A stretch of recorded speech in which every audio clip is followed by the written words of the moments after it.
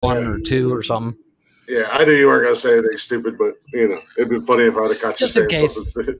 Just in case. Throw that bad boy up there. I tend to say stupid shit every once in a while. I'll keep it to myself and be like, yeah. do you want this to get out? For blackmail. Yeah. You wouldn't want this to get out now, would you, buddy? I'd be like, go ahead. I've said worse. I said worse just morning. Yeah. You wouldn't want people to think a certain way about you now, would you? Well, I was literally telling my wife this morning. She said, you know what? This new uniform looks good on me. I said, you know what, baby? You look good in pretty much everything. I said, I do too, but I don't really give a fuck what I look like. I said, I'm married. I don't have to look good. Yeah. Exactly. But anywho, just got to come in here to the random nonsense. Random rant. Welcome, everybody, to Nonsensical Nonsense.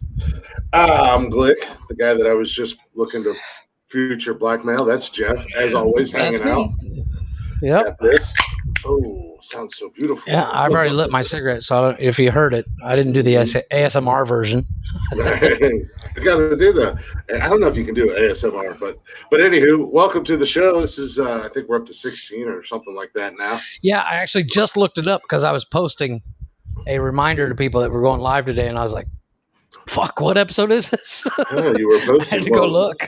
Speaking of posting, if you guys aren't already, feel free to follow us on Facebook, Instagram, TikTok, all under Nonsensical Nonsense, and check us out on Spotify, where you can get every single episode at Nonsensical Nonsense. Yeah. So I'm actually looking into setting us up on another site, app, or whatever. I don't know what to call it, but it's I'm doing on LinkedIn, because there's a shit ton of people on LinkedIn. On LinkedIn. It's like predates Facebook. I know something. I know LinkedIn. That's not like that job thing. Yeah, but there's a lot of I watch. I don't know if you heard of Gary Vaynerchuk or whatever his name is. Gary V. You seen this guy? I don't know. You watch him promote a whole hell of a lot of motherfuckers other than our own damn podcast. Well, I know I do promote the shit out of the podcast, but he was talking about, he does a thing where he does underrated and overrated, and he was talking like Pokemon cards are underrated, and eventually they're gonna blow up, and your Pokemon card from the 90s is going to be worth a couple million in like 10 years or some shit like that. But when was he talking about that? 10 years ago? Oh no, Well, here's the thing. It's the rarer something gets, the collectors pay more. Mm-hmm. It's like, if you drive a 1940 or 1980 Ferrari, if you got one sitting in your driveway, it's worth a shit ton, where brand new it was only worth $80,000. Yeah, but now it's worth like 10 times more. Stupid ass Pokemon cards are already worth an arm and a leg, and a lot of them are brand new. But they're underrated. They're underrated for the simple fact that majority of people are like, yeah, whatever. It's a kid's game. That's what he's talking about. They're underrated in that way. But he was talking about. I know a lot of adults that are losing their minds, and they're fucking driving hours to go to all these stupid ass stores, and grown ass. He's big on sports card collecting. He's talking about, he'll tell you, he says, go take a couple $100, buy yourself a rookie card of this person. As we know, I don't follow sports. What? And he said in 10 years it's gonna be worth a fucking fortune. Yeah, but he's kind of my I look to him for inspiration for certain things like this and my YouTube channel and all that stuff. But he was talking about how LinkedIn is underrated. There's a shit ton of people on it, but almost nobody posts on there advertisement wise. And you can pretty much, there's no like, if you try to post a link to this podcast on certain groups, the admin's like, fuck you. Nope, not going to happen, because we don't know you. You don't post enough. Where on LinkedIn, they're like, fucking post away, brother. So well, I found I want to try to get us a presence on there too. Yeah, I found a Facebook page that I've been on this last week, and that's all it is promote your podcast. And I found people one as go well. on there and they'll be like, drop your link, drop your link, or you can put your own post in there, and they have no problem with it. And a few people have listened to the podcast, but it's also a respect thing that if somebody's like, hey, I'll listen to your podcast, return the favor and get their podcast to listen to. I'm actually in talks with a girl. She was looking for an app to use to have call-in guests and to video the podcast. And I was like, you guys should look into Haps because this is what we use and it works great. And she's actually going to be checking us out today. Like she's probably going to be on here soon. Yeah. So that she can see how the Haps app works for us and so on and so forth. And I think it's on the Anchor app Facebook page. Yeah, I don't know. I think I'm on there. I'm not. I can't remember. I don't know if they ever. But I told her, send me a DM if you got any questions about the Haps app. We use it twice a week, and there's times where I go live on here just out of boredom. Yeah. Not well, lately, the app seems to be getting better. I think I might go live tonight on TikTok. I don't know. Summer's in Pigeon Forge this weekend with a friend of hers. They took the kids up to Dollywood and stuff. So I think I might go live on TikTok later on tonight, see if I can catch another band in under 5 minutes. Well, after what I see, real quick question about Dollywood though, underrated or overrated? In your opinion, you've never been? I've never been there. I'll be there the first time in July. Summer's been there a lot. They seem to enjoy it. It looks pretty cool. It looks really cool. I've heard a bunch about it, but I've never done any research or gone. Of course, it's clearly a lot bigger than I thought it was. So it just sounds like it'd be like a small parking lot somewhere, and you'd be like, really? Yeah. But apparently, it's like huge. Ooh, yeah, it's I'm sitting all low as shit. I'm trying to sit on my stool, but god damn, man, this fucking hemorrhoid is still killing me.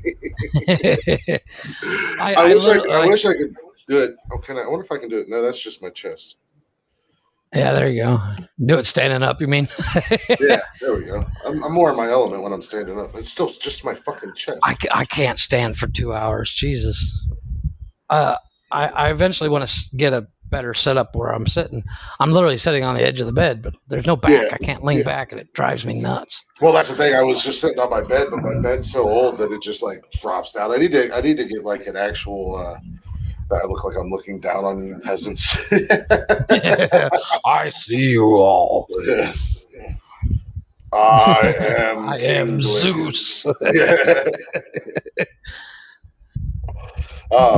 But no, I was thinking about maybe going live tonight on TikTok. I learned today that apparently if you put all your clothes on and get in the bathtub and spin around, you can get like 10,000 fucking viewers. Yeah, it probably helps if you're a chick. Yeah, I don't know. I don't think people want to see you splashing around in your bathtub. Why not? They don't want to see all 6'2" of me that can't. Hey, speaking of bathtubs, I constantly scroll. Sorry. Yes. I don't troll, but I scroll the Facebook Marketplace. Yeah, because every once in a while you find something fucking weird.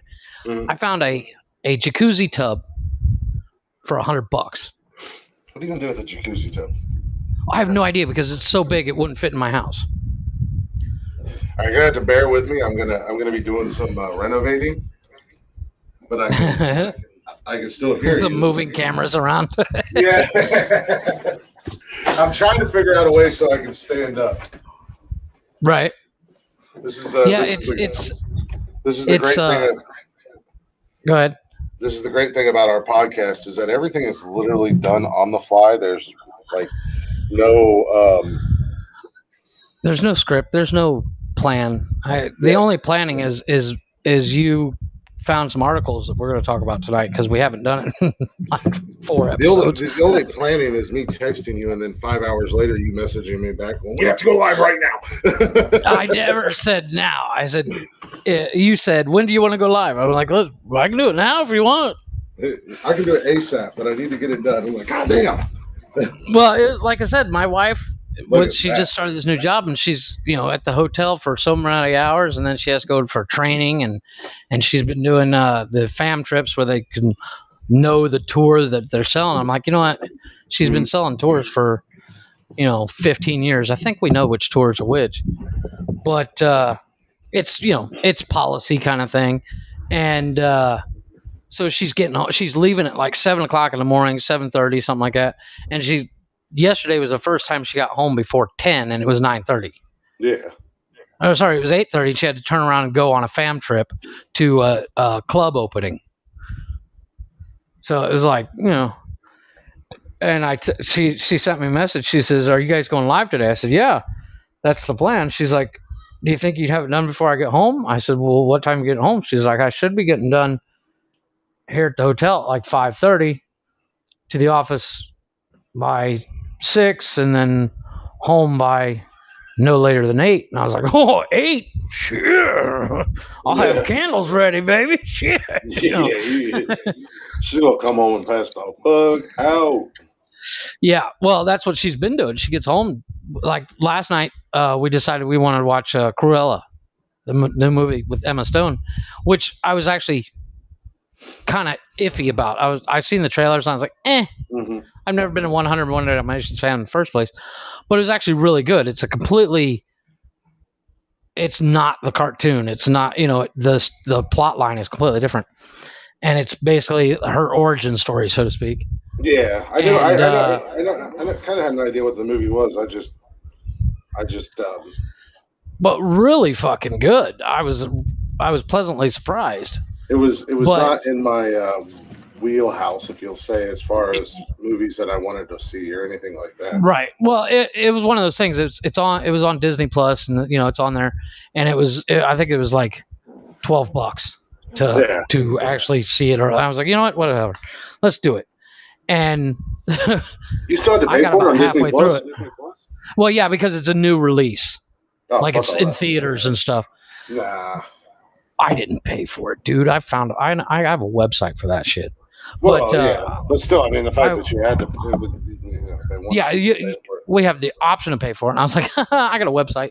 Yeah, that's. And I went on said website, and I got about halfway through it before I fell asleep, and my wife got past the opening credits. Well, that's what I was saying, that I wanted to watch the new Conjuring movie. It came out yesterday, I think. Mm-hmm. But on HBO, with HBO Max, they've got a thing worked out with the movie theaters that a lot of movies, like the big movies that are coming out the day they drop in the theater, they drop on HBO. So, like, that's out this weekend. In August, Suicide Squad comes out, like Mortal Kombat. When it hit theaters, it was on HBO Max. So that weekend we were able to watch it.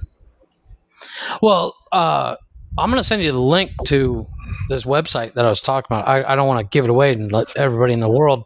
You just let everybody and everybody who listens to this podcast know that. Well, I don't want to end up getting shut down. Well, it's a streaming site. That's what's really cool. It streams, and well, no, I mean, it's a little bit of a pain in the ass, but it functions for if I really want to see something, but I don't want to leave the house. And I literally watch it on my phone, but I connect the phone. Yeah, exactly. I project it onto the TV, and works great for me. Now, when I lived down in South Carolina, because all my sports teams are in Ohio, I used to have to find websites that I could stream the Cleveland Browns games or the Blue Jackets games or whatever. Reds, if I wanted to sit down and watch a baseball game. Speaking of the Reds, fuck you, St. Louis, suck our dicks. Enjoy that sweet. Yeah. And I always say that because Summer's a Cardinals fan. So there you go. And they're a division rival or a conference rival, and we swept them. So. But yeah, I was actually pleasantly surprised with the movie. I finished it today with the kids. Yeah. Which means I had to rewatch the first half. Which is good because I missed parts. Who played Cruella? Was it? Emma Stone. Was it Emma Stone? That's what I thought. She's Watching gorgeous. The previews. I was like, she's gorgeous. Sometimes she is, sometimes she's not. I loved her in Zombieland, and then she went and like dyed I her did hair too. blonde and did a bunch of weird stuff, and I was like, she's not so pretty anymore. Well, in the movie, she's born with half her hair is jet black, the other half is platinum blonde. Mm-hmm. So it's really kind of, and then she I don't want to spoil anything, but she ends up dyeing her hair red, and she looks good in all, everything. But so, spoiler, I don't want to spoil anything. It's Cruella DeVille from 101 Dalmatians. But it's not. Like it's not. 50 years it's old. not. The only Dalmatians in the entire movie are 3 that the main villain owns. Yeah, no, I knew it was like an origin story. But the guys that play her henchmen, you remember her henchmen from the cartoon? Mm-hmm. They're genius. Oh my god, the fat guy cracks me up. I don't know the actor's name, but he's brilliant. So funny. He's constantly got a smart ass line, and basically when she's young, she ends up an orphan. Spoiler alert, which happens in the first 10 minutes of the movie. But she gets kind of adopted by these 2 kids that are roughly her age, and they become thieves, like pickpockets, Mm-hmm. And oh my gosh, it's hilarious. Well, now that you spoiled the whole movie, nobody has to pay $12. Yeah, whole movie. Shit. It literally happens in the first 10 minutes. Yeah. But no, it was really good. I was impressed.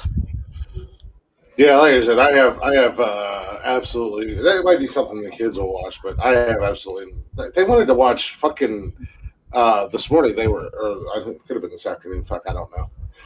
It's all blends in. Yeah, they were fighting because the girls all wanted to watch Mary Poppins, and Kosh was like, "I don't want to watch Mary Poppins." I was like, "What are you losers my kids, my kids love that movie. Like they started to watch it today too, and I was like, "No, I want to finish watching Cruella." And but have you seen the new one, Mary Poppins Returns? With I think Emily Blunt plays the new Mary Poppins.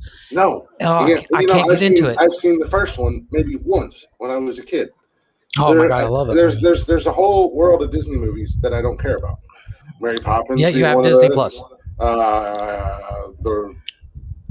The one that you were talking about last week, Swiss Family Robinson. Swiss Family Robinson. That other one you were talking about. It's just all of that. Pollyanna. Hell yeah. That whole section of Disney that I don't even travel into. I don't care. I know nothing about it. I know Mary Poppins was like a nanny or some dumb shit, but outside of that, I don't care. She could fly. The Matrix series. They just found a way to get me to watch the 4th episode or whatever.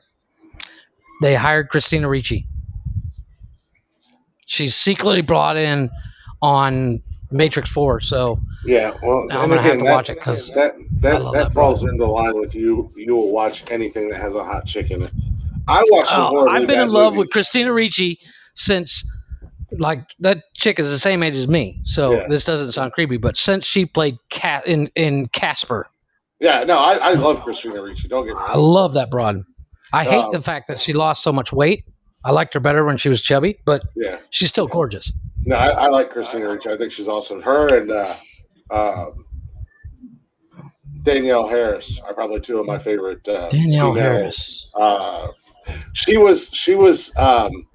Remember the original Halloween movies, and they went way off rails with like Halloween 4 and Halloween 5, and they had the little girl that was Michael's niece. Okay, that's Danielle Harris. Well, she's well there you go. She's a scream queen. So basically, her career revolves around horror movies. Screaming her head off, yeah. But I think she was in the remake of Halloween. She was in this Hatchet series. Which if you haven't seen it, is awesome. It's like I said, I've never been a real horror genre kind of guy because I always find them stupid because it's like this guy's coming after us. I'm like, motherfucker, shoot that motherfucker and call it a day. You can't shoot the You're in the middle of a fucking cornfield. You're telling me all them hillbillies in the cornfield and there's no shotgun in somebody's truck? Just be honest. You're telling this to a guy that literally would have bonfires and next thing you know, everybody's pulling the guns out of their truck because it's midnight. Yeah. Just be honest. The scary movies scare you, and that's okay. You know, you They stick did to when I your, was a kid, but you now, stick, stick to your my your wife likes Disney. the horror genre, Yeah, stick to your and Disney. Well, tell your wife to yeah, check out the Hatchet series. It's really good. It's kind of I'll like check it out. it's Adam Green did it, and he Okay. was in love with the old slasher flicks from back in the day. You know, Jason and Halloween and Texas Chainsaw Massacre. So this was kind of Okay. like a hey. Speaking of Texas Chainsaw Massacre, I met the guy that played Leatherface, Andrew Bransky, Oh yeah, in the new one with Jessica Biel. nice. I met him down here. He actually came down here looking for a friend of mine. He wanted to get a tattoo update, and I met the dude. He is a giant. Holy shit! Well, everybody's a giant to me, but had to take that joke away from me before you could say it. But he's like 6'11". I He's a mean, giant. you know, those jokes are low hanging fruits, but I know. That's why I had you to know, take it away from him before he could say anything. you lob them up so easily I that know. I That's would, why you I know, took it away. I if I threw was, it out there and then yeah, catched it if I was, if I like was the a professional, Flash. if I was a professional baseball player and you threw a pitch like that to me and I didn't take the swing, I'd be an asshole. So, Exactly. Well, like I said, but I mean, this dude is 6'11" if he's an inch, oh God, son of a bitch, earthquake. Just and kidding. I almost knocked everything down. he actually played he actually played Christopher Walken's son in the second Batman. What? Yeah, and Batman, the Michael Keaton Batman. Yeah, there you go. The second one with Penguin and Catwoman and Christopher Walken plays the bad guy. And I don't remember Christopher Walken. Christopher Walken owns Michelle Pfeiffer worked for Christopher Walken's character in that Batman, and before she became Catwoman. And he's the one that actually pushes her out the window, and she falls to her death, and all the cats lick her, and then all of a sudden she's fucking Catwoman. But Hank, I think he becomes the mayor, or he tries to become the mayor or something. And okay. Penguin actually kidnaps his son, and his son is played by Andrew Bransky. Mm-hmm. Oh, I know who Andrew Bransky and he was is now. Andrew Bransky was also in Any Given Sunday. Yeah, he's another horror movie guy. He's been in a bunch of horror movies and a bunch of like action movies. The funniest thing is when I met the dude, obviously I didn't know who he is, but bunch of football movies and shit. He says he was looking for my friend, the tattoo artist. I said, "Oh, I know that guy. Yeah, I'll take you over there." So imagine me, all 5'3" of me, and this 6'11" dude walking down the street. Funniest thing you'd ever see, because I came up to this dude's waist. He was just a huge dude. Monster.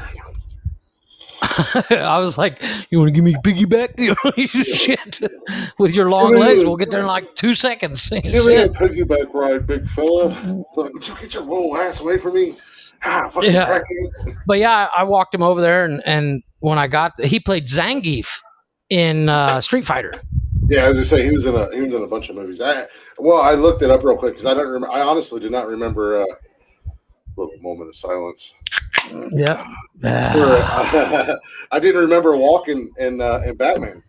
Yeah. And then I looked up and I seen who he was, and I was like, "Oh, I know who that guy is." He's been in a ton of movies. He was in like The Program, and he was in a bunch of football movies and shit like that. Yeah. Now that we've covered our bases on talking about the 1990s. Yeah, no kidding. Once again.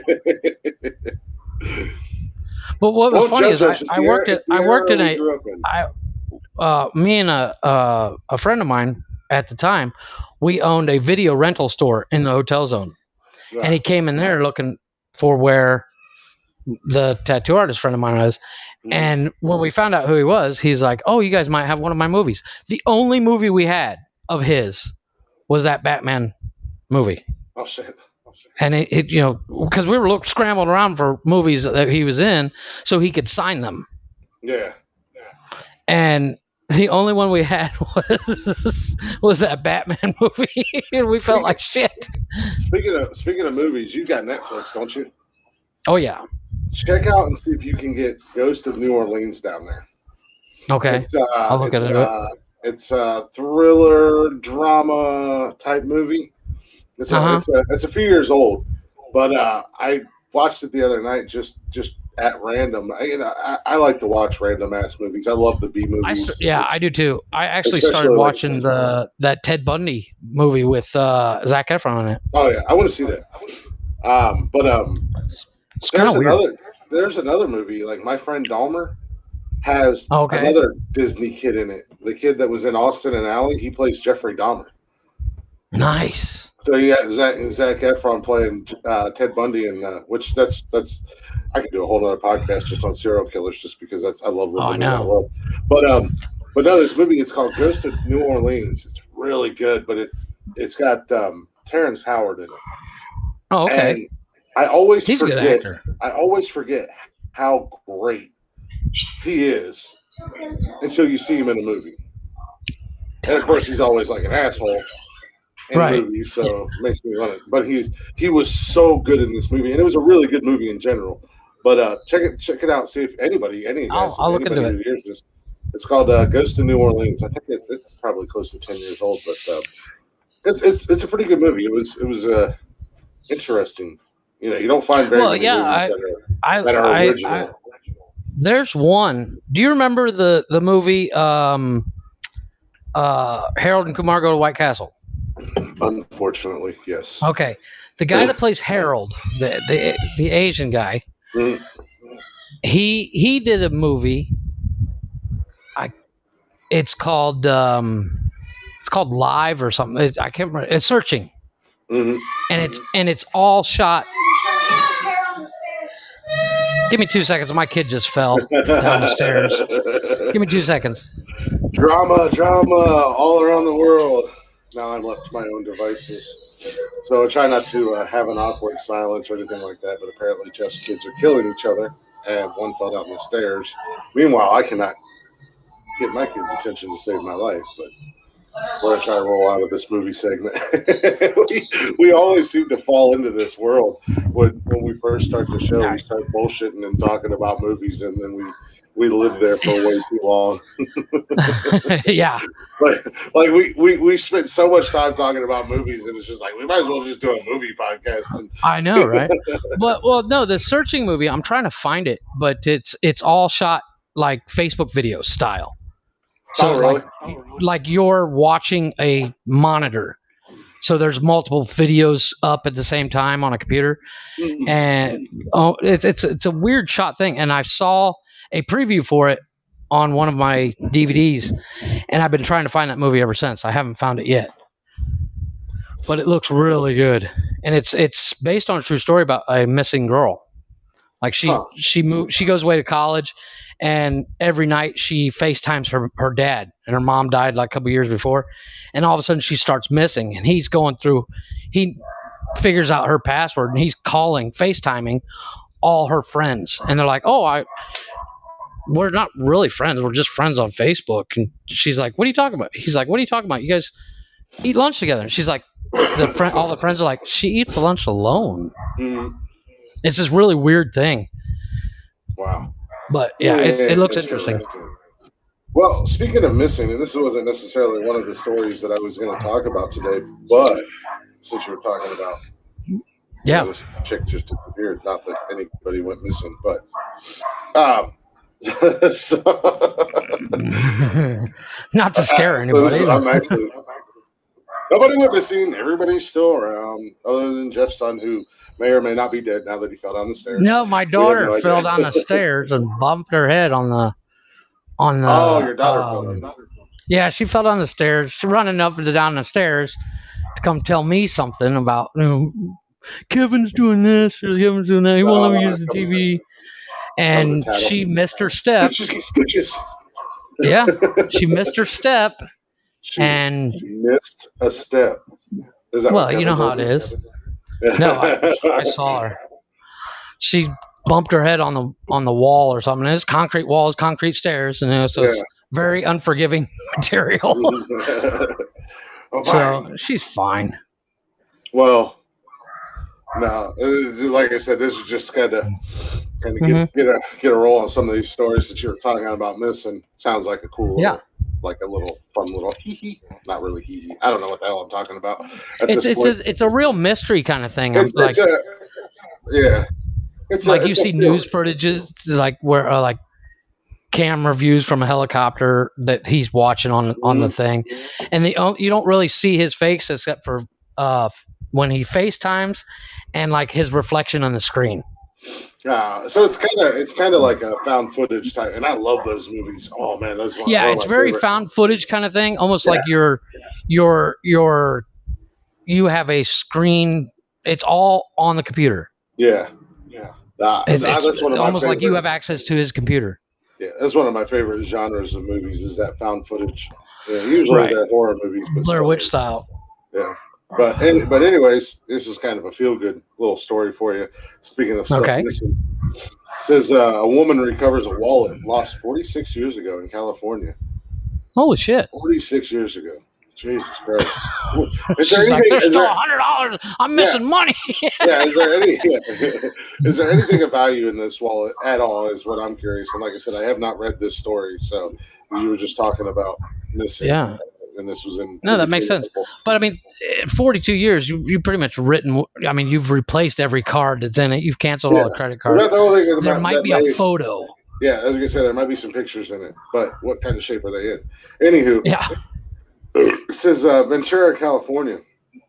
A woman from Ventura was reunited with her wallet. With a wallet she lost 46 years ago after an employee working on a remodeling a South California historic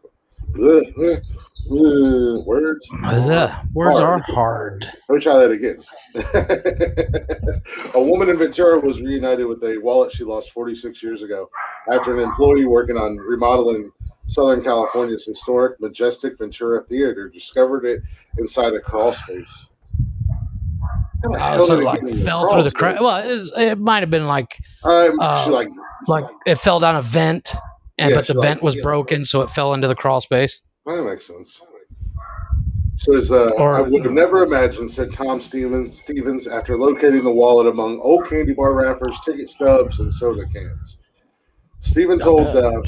Ventura County Star he then went on social media to try to locate the owner based on clues in the wallet, including old photos of a 1973 Grateful Dead concert ticket, California driver's Nice. license for Colleen Destin, the that expired in '76. There was no money in the Jesus. wallet. Broke bitch. What you doing at the theater? She spent her last buck on the theater. Because they didn't have credit cards back then. Yeah. I don't think. I don't know. Or somebody Uh, stole her wallet and then just kind of tossed it just after they tossed took it. out the Yeah. money. Does anyone know Colleen Destin? He asked on the theater's Facebook page while doing some maintenance. We found her wallet. There's a bunch of pictures of people, and they are super cool from that era. Also, someone may want them. So if Yeah, that would you be the other reason. are, yeah, Other than that, I'd toss it. yeah, exactly. So if you are or you know Colleen, drop us a line here. Blah blah blah. So So they haven't found her yet. Stephen's boss suggested posting the information on social media where almost 1,000 shares, a ridiculous amount of comments, and then it went on to other sites. I think it's cool that people care and are interested. My kids are burning the house down. Nice. Destin grew up in Ventura and remains a resident, and she heard from a lot of people online and received a call about the post. She And she's responded going, on I May don't know, 20th. I'm on a computer. Yeah.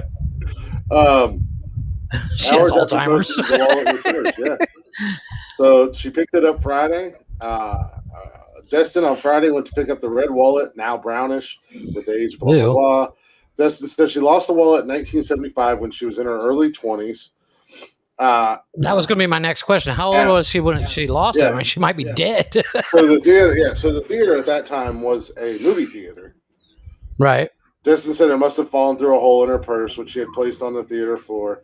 At that time, her wallet held a $200 check and family photos. They don't hold a $200 check anymore because somebody working at that damn theater. It's forged her name. Yeah. Destin said she was shaken as she looked through the wallet. It contained poetry and notes, photographs of high school friends, a $5 ticket to Grateful Dead. That's cheap as balls. That's probably right up against the stage too. And Grateful Dead was huge in the 70s, right? Yeah. So I think they suck, but that's just me. Well, I think I like two of their songs. Everybody always talked about, oh, the Grateful Dead, Grateful Dead. So I finally broke down one day and I was like, I'll listen to something like this. And I was like, wow, this is kind of really shit. I don't know any of their songs off the top of my head, and that's the God's honest truth. I know Casey Jones and that's about it. Yeah. So I think there's one other, but I can't remember it. So I had a $5 ticket at the Grateful Dead concert at the University of California, Santa Barbara, and photos of Destin's mother, who died several years ago. It's really wonderful, Destin said in an emotional voice. I bet. She said she was reluctant to talk publicly about her experience, but she said there was such positive response that she gave in.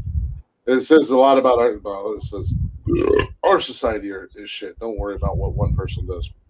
But yeah, a fun little feel good story for you since you were talking about. I have something similar to report. I saw today a video on Facebook when I was doing research before we started. I say research in the loosest terms, but just be honest with them. Tell them by research what you mean. It popped up in between the porn. Okay, I wasn't going to go there, but I was going to say what you call research is not exactly research. I scrolled through Facebook. You were scrolling through Facebook like you normally do, and then if you see a meme, you're like, "Oh, this is funny. Let me send it to Glick." Yeah. He'll do the research. Well, what it was it was a video, or you'll send me. It was a video that this guy he posted the video on TikTok, and it's in New York City, and he's talking about it. He says, "I'm looking for Marissa, her name," and he says, "I don't know who you are, however." Your friends are not good friends, because I was walking behind them and they were talking about that you're going out of town next weekend and they're going to hold one of their birthdays that weekend so that you can't come. Oh, wow. And he says, so if anybody knows Marissa, and he didn't even give her last name, it's just Marissa is her name. Yeah, that's all he does. A couple days go by and the actual Marissa duets the video or stitches it, and she says, I found out recently that I was able to contact this guy, or she's doing a I don't know if I'm the Marissa or not, however, where were you when it happened? And he DM'd her on TikTok saying, I was at X and X Street, blah, blah, blah. And she's like, well, that's where my friend's dying. And it turns out she was the Marissa, obviously. And she got confronted her friends about it on Messenger or something. They were like, what the fuck? They're like, well, we don't want to be rude, but you are very pretty and you're very outspoken, and the girl having the birthday wanted to have the attention on her as opposed to you. Oh, damn. So she put out, of course, her TikTok page blows up with followings and stuff. So she says, so I'm looking for new friends.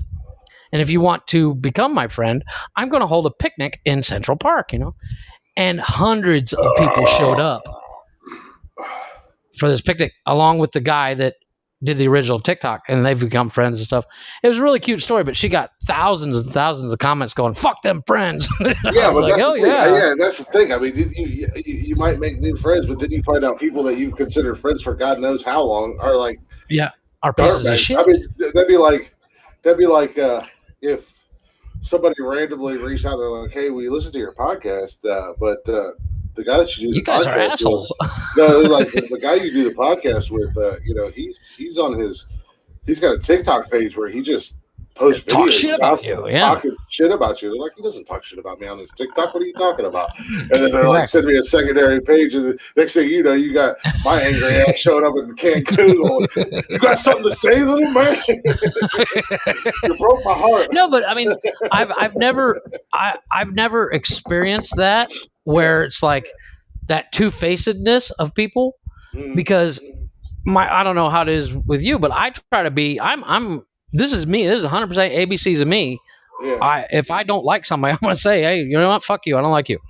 You know, I've always been very or I what you see avoid is said person. yeah, I've always been very what you see is what you get type Mm-hmm. of person. So but I also keep my circle very Small. small, very, very, very, very Yeah, I'm small, not a. because I've I've learned sadly over time that and even as recently in just the last couple years Mm, that people uh, only want to be around you or only want to associate with you. Well, you don't have to worry about it now. It's finally yeah. cooled down in here. Sorry, my Miley just brought the No fan good. in that I asked for an hour ago. Don't worry about plugging in there. I think put it over there where it belongs. But yeah, it's one of those things. But I've never had that. I'm sure it's happened, but I've never been confronted with the two-facedness of people. yeah, but yeah, where I was going with that. Sorry, I got distracted. The Mm-hmm. oldest one walked in here. I asked them Understandable. to bring my fan in here like when we started, and they just brought it in. Squirrel. But no, Yeah. I like I said in the last couple of years, it's happened a lot where people only want you around, or they only they want that to be associated with your name until they don't Right. need you anymore. And then as soon as they Exactly. do, they're like, "Oh, Glick, who's Glick? What? Oh, hold on a second. Yeah. Let me." I've Or run into stuff like that because I'm like, when I first moved here, I was basically me and like 60 other white people in town yeah, that lived here year round, and look, they're non-Mexican, I would say, because I have some black friends that live here too. So not to exclude them, but it's kind of like I have a white friend or I have a black friend, mm, and it's like, oh, okay, calm down. yeah, But other than that, my circle of friends is so small. It's you, my wife, and a couple of neighbors yeah. that I barely talk to. I don't talk to people. My kids are in my circle. Does that count? No, I mean they're kids. Unfortunately, they have to be in your circle. They're stuck with us. But it's like I I don't know don't. if it's unfortunate for you or unfortunate for them or vice versa. Yeah, I don't know if it's but it's probably I'm not. unfortunate for my I kids. don't like to leave. I've stated this multiple times. I don't like to leave my house. Yeah. If I've as a stay-at-home dad, it's the perfect job for me Mm. that I stay at home because I don't like dealing. I don't like people. Yeah, I don't socialize. I mean, I have two of my closest friends live right around the corner from me, and I'll hang out with them from time to time, mainly during football season. Him and his wife, they're like family. They're like, he's like a brother to me. Yeah, stuff And like that. I mean, but but like I said, but, I learned real quick, and a lot of it's silly because it's like TikTok, and I'm not big, or I'm not, I don't have a lot of followers, bigger than but me. there's a lot of people on TikTok that they wanted to be my friends until they reached a certain point, and then they're like non-existent, Right. Type deal. It's just like Yeah. I'm not Like even he's got that big of 10,000 followers. yeah, If I start duetting with him, I'll get more yeah. views. And I'm not even that big of a deal, and then or some people will completely and entirely single white female me and steal my whole look. whole stick. Yeah, my whole look, gimmick, everything. I mean, to a T. That's a fucked up reference too. Single white female. Yeah, I'm Jesus. like, Talk God about a movie damn, from the bro. 90s. I'm like, God damn, bro. I'm glad you live fucking 10 hours away from me because I have a feeling I had to bust your ass. Come around with that fucked up vibes, but no. So that's one of the reasons because there's too many fake people in this world today. Yeah. I've realized that I've known that for years. But when I was younger, I was friends with everybody. Everybody was my Oh friend. yeah. Now that I've gotten Well, older, it's like yeah, I'm just a cranky old being forced to go out with school and jobs and stuff like man. that. You you know, I there's people that I like, like you and I would hang out at school, but after school I'd go fucking home because I don't want to go out. You know, I was and but usually I was the opposite. I hung out with a lot of people. Like back when I was younger, I mean, I used to go hang out with all kinds of people. I mean, but that was the thing. Like with us going to the career center, there were so many different uh-huh, schools there, and then I worked in Johnstown, which was and completely out of our realm of our school. It was a whole different right, county and a whole different. And I hung out with a lot of people out there, but I grew up with a lot of those people because that's where my family was from. My entire right. family was from Johnstown. So now, but since I've gotten older, like I said, and I might have gotten a lot crankier since I've gotten older to a degree. It's like it's like why the hell am I sitting around supporting somebody for all these years who can't Right. give me, who can't in turn give when a project that I'm working on give it 5 minutes or you Yeah, know I've had that. I had a friend down here. He asked me to help him out when he I don't want to call him out, but he bought a gym. mm, And as a car guy, I've painted more cars than I can count because I do it for cheap because I don't do it for money because I like doing it. yeah, And he's like, I got all this it's a gym hobby. equipment. Well, not a hobby. I mean, I got paid for it, but it was fun for me. Yeah, but So it's I was still like, kind of like a you cover hobby the where you're cost. making money. Give me enough money for cigarettes for the time I'm doing it, and drinks and beer, and I'm good. I'm not trying to You make a should fortune. you should really not put Yeah, cigarettes into your sales pitch. yeah. But he's like, I got all this equipment I need painted. He says, I'll buy pizza and I'll buy food and everything. I was like, all right, cool. So I went in and painted all his gym equipment. It took like 3 weeks of sanding down gym equipment, taking it apart, sanding it, painting it, put it back together. 2 weeks later, I'm working on I had a Volkswagen Beetle because I'm a retard and I like stupid cars. And I was like, hey, you're not doing nothing today, right? He's like, no. I said, you want to come over and help me sand this car? Oh, I can't, dude. I'm like, what the fuck? I'm a little busy. He's like, oh, so I can't. I got. Yeah, sure you do. So I pretty much. I mean, occasionally I'll see him like, hey, dude, what's up? But that's about it. Yeah, no, it's just one So of I was those like, things. I helped you do all this shit for free, Mhm. and all I asked you to do is sand down the door. Didn't even have to do. I mean, I had a sander. It's not like I'm asking him to hand sand it shit. Just knock it out real quick. No, I can't do it. Oh, fuck. And he's literally standing in the same room with me, talking to the other guy in the room. And he's like, "Oh, I can't. You know what? Fuck you. I don't. Yeah. I got time for shit like that." I ain't got time for your bullshit. Anywho, nah, It's that's like, just if somebody helps me to move, I expect them one day when I need something to, even if it's like, "Hey, help me pick this up and carry it 2 feet." yeah. I expect them to be like, "I'm on my way." Maybe not right away, but can we do it tomorrow? Sure, no problem. But if I help you do something massive, I expect when I'm doing something minimal, you'd be like, I'll give you a hand. And, it turns out not to be the case, so fuck them. That's why I stay home. Yeah, no, this is one of those things you learn as you go. But we'll go ahead and navigate away from that and get off that little pity party. Yeah, And, I guess. No, it is, and I think a lot of people have felt that. I think a lot of people have been down that road at some point in time. They can relate to that. Yeah. I know for a fact that there's people that can relate to it that I associate with. But we'll turn around and do the same thing to somebody else and wonder why they get pissed off. It's like you were just mad at that person. Rinse it out. For doing that. Yeah. So, well, if somebody asks me for help, and I'm not, if I'm not extremely busy with something else, yeah, I'm like, yeah, whatever. I ain't got nothing to do. Yeah, I ain't got shit going on. Yeah, my life is boring. Well, like I said, we could we could talk about that for hours, but we're going to venture off of that path. Yes, please. We're gonna head to Omaha, Nebraska. Okay. Not much ever goes on in Nebraska. One of those Wild West, plain Jane type states. Cornhuskers suck. That's a football reference. It's a Big Ten. That's a Big Ten football reference. So any I would Husker have fans literally that hear been like, that- why do you care about corn husking? yeah. Any Nebraska Cornhusker fans that may be listening, suck it. You suck. Go blue. Go blue.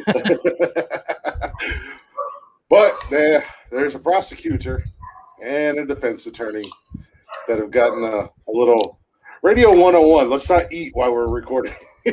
Yeah. Sorry, I made this food and I've been staring at it for like 20 minutes going, fucking looks good. I just heard my microphone. I'm like, what the fuck? My kid literally brought it up to me and I'm like, fuck, that looks good. I was like, in my ear said, I'm like, what the hell is he? Oh, he's eating. Let me move it so where I can't see it. Because if I stare at it, I want to eat it. We're professionals. I cooked it. I know what it tastes like, so it's good. We're professionals, folks. As he cracks open another beer. It's already cracked open and I'm drinking it. Now I'm curious, what are you eating? It's actually, it's almost like a stew. It's ground beef, potatoes, onion, and carrots. Nice. It's kind of stir fry. And then I did like I put, while I was frying up the onions, I put garlic in it. Mm. Nice. To give it a little bit more flavor. Little stew. I can't give you too much shit because oh my god. Uh-oh. I really need wireless headphones. Oh wait, I do have wireless headphones. Yeah, but they don't seem to work as well. Yeah. No, so I can't fault you too much because we do rattle off for 2 hours or 3 hours and there's no breaks. Usually I'll tell you to talk about cars to give me 30 seconds to go take a piss. But so eat away, my friend. Enjoy your meal. No, I can wait. It's no big deal. I literally just my kid, sir. I asked him to wash up bowls. Yeah. And he took that to wash up bowls and serve me. So he brought me up a big old bowl of this, and I'm like, "Oh, that looks good." Okay. I don't know. Let me show you what it looks like, dude. Can you see that? Oh, nice. Yeah, it does. I'll work something up like that. A nice little stew right there, man. Yeah, and it doesn't take much. It takes longer to cut everything than it does to cook it all. I know you're white. But did you season it up? Did you put some spices? Oh, of course. In there? I use a powdered bouillon. It's called caldo de pollo. So it's like a bouillon cube, chicken bouillon cube, but it's powdered. Spanish. I know Spanish. Yeah. But I buy that stuff by the kilo, and my wife bought these. They're like 1.5 liter Tupperwares that are cylindrical. It's basically like and I'll buy a kilo of this caldo de pollo, and I'll put it in a cylindrical thing to keep bugs and whatever on. And I keep it above the stove on the shelf I built for the house. And then I got a big thing of salt, a big thing of sugar, and because I drink way too much coffee. Coffee is disgusting. Oh, I love coffee, but I got to be in the mood for it. The only problem is it gets me so much energy that my wife comes home and she goes, "Why can't the house always be this clean?" I'm like, "Well, because I don't drink coffee every day." Coffee gives me the shits. Yes, it keeps you regular. Let me tell you. Hey, it does something. I don't know about regular, but it'll clear you out. It'll clean your colon quicker than one of them tacos with guacamole sauce. The shits are not a good thing for me right now. I'm a guy who likes to enjoy my shits. I'll take 3 or 4 a day, and now it's like every time I feel it, I'm like, the other day it hurts. I made a chicken soup yesterday that you would not want to even come within 15 feet of, because I make the chicken soup for the entire family, but on my bowl, I take like half a thing of crazy hot sauce. and put on it because I fucking hate chicken soup, but my wife loves it. Yeah, I'm out. I'm done. So I buy this. It's a Mayan hot sauce, and it's like stupid hot, but it's got like a tangerine flavor to it. It's got a really interesting flavor. It's called Caribbean. But fuck, it's so good. Yeah. But it doesn't like me. So my asshole hates me afterwards. So I ask you. Right now I try to avoid taking a shit at all costs. Hence the reason I'm standing up tonight. And these hemorrhoids ain't no joke, bro. Oh, but anyway, I'm not going to talk anymore about that because I'm going to wind up saying something that is going to come back and haunt me. Blackmail. Yeah. But yes, let's continue about Nebraska. Well, no, what I was going to say is, okay, I asked you if you put any spices or if you seasoned it up at all, and you said, yeah, you used chicken bouillon. Yeah, you used a little, yeah. So, but and garlic salt. Okay, so when I was asking about because I've had this discussion with some of my friends of darker complexion, and they say that white people don't know how to season their food, and I'm like, oh no. Well, see, in all seriousness, I'm not talking about. I would literally not season it and just eat it because I don't give a fuck. Yeah. But if I do that, my wife comes home and literally will scream her head off. Well, you don't know how to fucking season your food. Yeah. And I'm like, no. I never know how much to put in. So it doesn't. It's not a matter living with my wife for 10 years, 11 years, 11 years. I've learned how to cook where she's like, wow, this is actually really good. Yeah. Where when I first started cooking, she's like, wow, you don't know how to cook for shit. I'm like, oh, thanks. Yeah, no, so, I don't know how much seasoning or how much. I don't either. I just put it on. I tend to go overboard. And well, I don't go overboard, but everything is a season sample until you get that that perfect combination. Well, like I said, I got those cylindrical things. It's big enough I can put my hand in it, and I grab a pinch and just start sprinkling around, and I mix it up real good. Then I sprinkle more around. I usually do about 3 times, and that seems to work. Yeah. And then, of course, I buy salt shakers of garlic salt and a meat tenderizing salt. Like it's a seasoning for meat. I don't know what the fuck it's called because it's in Spanish and I can't read it. So it's like, whatever. That works. I buy that too. And I'll put that on it too. But yeah, I don't go crazy. I mean, right now it may not look like I season my food because I don't have a lot of room in my apartment for stuff like that. So I have certain things that I know that I like, certain stuff that I know I can put on everything and it'll taste good and whatever. But once that's what the caldo de pollo, the powdered caldo de pollo, you can put it on anything. Yeah, that's the best thing about it. It's got a salty flavor. Yeah. Oh yeah. I mean, so it's chicken based. So yeah, it's chicken based. So you literally put it on everything. But yeah, once I have room again, like when I lived down in Charleston, I had a whole fucking rack full of spices, then a cabinet full of spices. So well, my wife constantly takes stuff out of the cart because I'm like, oh, cumin, ooh, this, and she's like, what are you doing?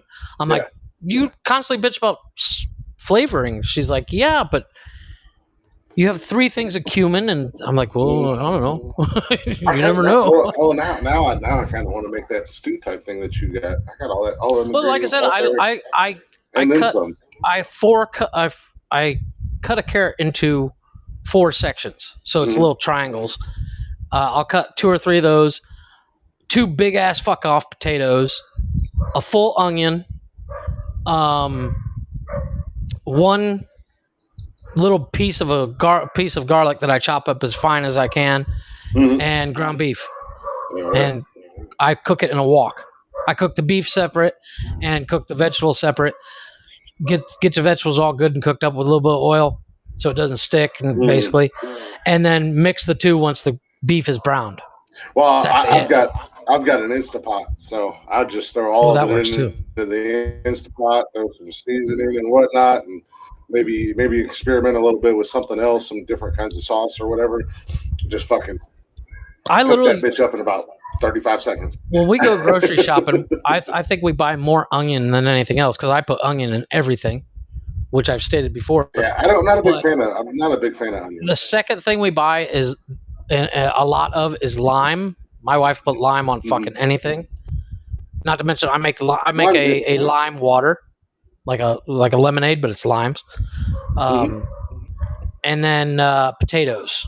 I buy a shit ton of potatoes. But you know how when you go to the grocery store in the States, you got two types of potatoes. Two. Yeah, there's two types of potatoes in the States. Well, two main. And one of them is the regular white potatoes, and then you have the golden delicious kind of potatoes. I don't know what they're called, but here they only sell the golden potatoes. They don't sell.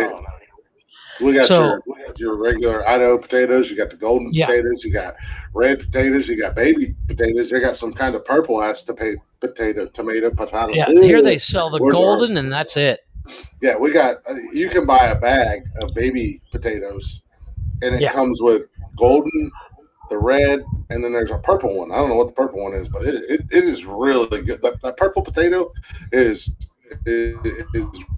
really good, and I don't know what it's called, but and I'll buy that if I'm making like a stew or something like that. They sell purple sweet potatoes here. Potatoes only about like that big. Are you talking about like sweet potatoes? Mm-hmm. Yeah, these aren't sweet potatoes. These are I just bought sweet potatoes the other day. I'm gonna make sweet potato pie. They're just purple. Yeah, but I bought the biggest green onions I could find too.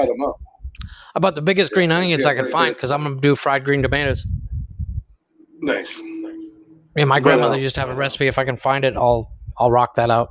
Yeah, because I got my deep fryer. So there you go. Yeah, like I said, they're baby potatoes, so you don't even have to cut them. You just drop them right into the stew. Okay. Yeah. Perfect. But so that's a prime example of how squirrel. Yeah, exactly. That went from Nebraska to squirrel real quick. Yeah, and that's one of those things where you sent me that TikTok video. That guy posted it. It was like, can you talk about anything for 20 minutes without any preparation? But also, it can't be related to your job. And I was like, it can't be related to my job. If that wasn't a prime example of that question, I don't know what was. Oh, I know. Yeah, you got to send me that video on our Nonsensical Nonsense TikTok Facebook page? No, our TikTok page. Oh, TikTok page. I think I sent it to your regular page. You sent it to my primary. Yeah, you sent it to my regular page. All you got to do is send it to save the video. You know what? I can just send it to myself. Yeah, I was going to say download it and save it to yourself. Because I download a lot of videos when I send them to my wife because she doesn't check her TikTok ever. Fuck, I can smell that food. Yeah. Eat away, man. Eat away. Anywho, no, go ahead. Tell your Nebraska story. While I take a bite or two. Yeah, get you a few bites. Anyways, back to what I was talking about. Look at these two gems. Says Summer. How pretty, girl. Welcome. Are you guys done at the park? So, anyways, we're in Nebraska. I done told them that they suck and their football team sucks. And but there's a prosecutor and a defense attorney who got reprimanded for a banishment scheme. And a what scheme? A banishment scheme. Oh, okay.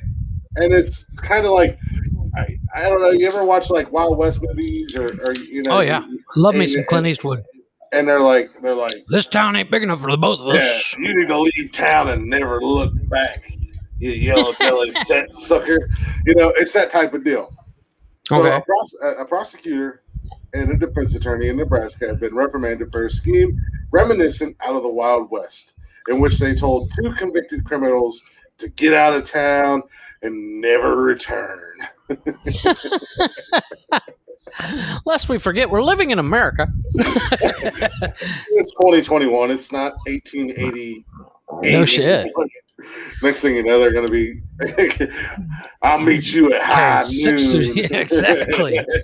I wish we could go back to the Wild West, in all honesty. Well, actually, I read an article the other day. It was like, it wasn't an article really. It was an article, but it was like 30 things that aren't what they seem to be. Mhm. and they were talking about the Wild West. It was actually very civil, It where was. there was gunfights and stuff, but it wasn't like in the movies. It happens every other week. Yeah, it In was real to a life, it certain. happened like 3 times a year. Well, I wouldn't say that, but it was to a certain degree, especially Right. in and again, this is where hello, Well, I'm Blake. you never You got know, over a gunfight because somebody looked at you funny. yeah, yes and no. Well, and again, this is where hey, how you doing? I'm Glick, and I'm a nerd. So, and I'm a big history guy. I love the American No, history. please, because I Um, only skimmed the article. yeah. I read the So, headline and for each picture. you have to remember that the quote unquote Wild West, yes, over here where we are in the north or the northeast, was a Mm-hmm. lot more sophisticated, more proper. So, yes, stuff like that probably wasn't, um, I can't think of the word, did not happen quite as much or Right. Well, was a the normal. closer you get to California, the worse it would get. But when you would go out west, Right. hence the Wild West, you had the gold the gold rush. You had a lot of towns like Tombstone or Deadwood or that was just popping up. Mm-hmm. If you look at a lot of these quote unquote outlaws or lawmen, because the Wild West is right after the Civil War, a lot Right. of these lawmen or outlaws were former soldiers in the Civil War. Right. They're So just trying to make they enough went money out. to get buy Yeah, their land back. they went out west for a new life or whatever. So out there, yeah, the shootouts or the Well, I'm not violence. saying they never happened. I'm just saying Yeah, yeah. Well, but uh, it was a normal everyday way of life, especially like yeah. Deadwood started as a mine town, so there was no Right. law, there was no order. You know, basically, he who had money had power. So Well, that's how it works today. and guys like Wild Bill, I believe Deadwood is where Wild Bill Hickok was killed. He was shot in the back of the head by a fucking coward. Hence the dead man's hand. I think it was aces and eights is what Wild Yeah, Bill had in aces his and hand. eights. Yeah, he had poker. He was playing poker. So and a coward Mm-hmm. shot him in the back of the head in the middle of the game. But Yeah, or that's like the Tombstone where uh, well, I forget the guy's name. I have the movie on DVD. Uh, his last name was Ford. That shot Jesse James. hmm, shot him in the back. But I can Shot go him in on the and back on. I can go on and after on and on pretending to be about his that. friend. Yeah. Well, they were in a gang together, and Yeah, he and was and he, and he the, was an underling. and He the, was and he the was a crazy shitheel. yeah, and the crazy thing about it was that Jesse knew he was there to kill him, and Oh yeah. Jesse climbed up on a chair, turned his back, and was hanging a Well, picture. he stood up. He in the movie. Brad Pitt plays Jesse James, which I always thought was hilarious. But he's like, look at that. That picture doesn't look straight. So he Yeah. moves a chair over there and goes to straighten it out, and boom, he knew it was coming. Mhm. Or yeah, like Billy the Kid was sold out, and but like I said, I can go on and on I love about how they that call him for Billy days Kid. The dude because was like almost 30. yeah, He was well, considered an like old man back then. Butch and the Sundance Kid, they were Again, I can go on and on about that forever. Squirrel, Oh yeah, hello, yes, total that's subsection a of what scroll I'm moment. talking about. Yeah, But if again, anybody's really interested in the I love story, you can chop this up. yeah, I do love American history, and I love that time frame of just before the Civil War, and And just after, yeah, like a few even years even before. even some of the stories during Civil War, like did you? I remember at the Career Center there was a. I took a class. Like we had that section between lunch where there was 3 lunches and two of Yeah, them you'd have a class, and me and a couple other guys that was in our building trades class, we took Civil War class, and they were talk.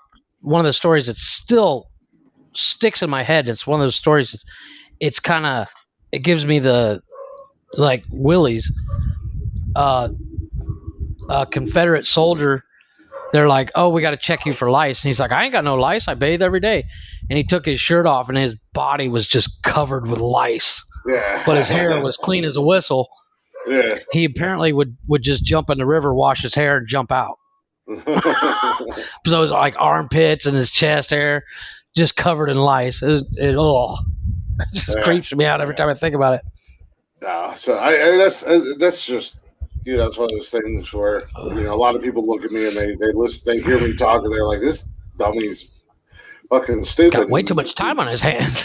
Well, they don't realize that people don't realize that I have my areas of quote unquote expertise. Well, yeah, I mean it's like if I had a question about sports, I would come to you. I wouldn't go to my wife. If you had a question about your car, that was just like a philosophical question, not necessarily how to fix it, you'd ask me.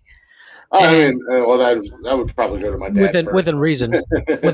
within reason. Like the other day when I explained to you what a turbo was. Yeah. And I mean, it's yeah. You were like, yeah, I gotta go. Don't worry, it's not just you. My old man does that. I'll ask him something about my car. You go super detailed. You're like, I just want to know which way to turn the bolt, left or right. And he'll be talking, and he'll be like, yeah. So I'm just gonna. You got beer, don't you, Pops? I'm thirsty. You're killing me. But yeah, it's stuff like that that interest, like you were talking about, that era interests you. So every time you see something about it, you're like, "Fuck, I'm gonna read this." Fuck, And next thing you know, you're like, you fall down that rabbit hole, and you've learned way more than you could have in school just by sitting there watching on YouTube. Well, and that's where it comes into where when I was down in Charleston, I used to get in trouble when I would go on tours because I knew more than the tour guides knew. Yeah, and I knew accuracy, and the tour guides didn't know the first fucking thing about accuracy. Yeah, but let's see if I can finish this story. Yeah, so they're basically telling people get the fuck out of Dodge, and don't come back. Yeah, this is the great thing about our podcast because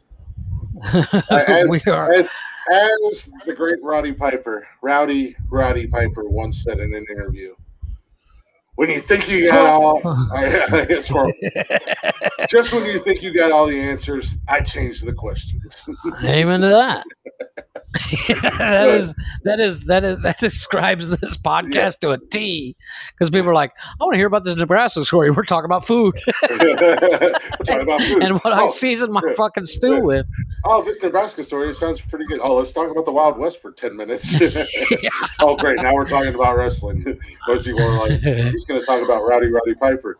I bet he's going to talk about the time that he smacked Jimmy Snuka in the head with a coconut. Nope. So that's an interesting story that I'd like to hear, but oh, dude, again, I'm not ashamed to admit it. I've been a wrestling fan my entire life. I've never gotten into it. I still am to this day. I love wrestling. I know it's fake. I know it's choreographed, but it's a story. It's the dramatics. Yeah, it's the theater of it all. It's like soap opera. The best thing about wrestling, you get your matches, but it's a story. There's a storyline, and they build up characters. Everybody's a character. They build them up. Lately, it's all about let's spend 3 hours yelling at each other, 5 minutes wrestling.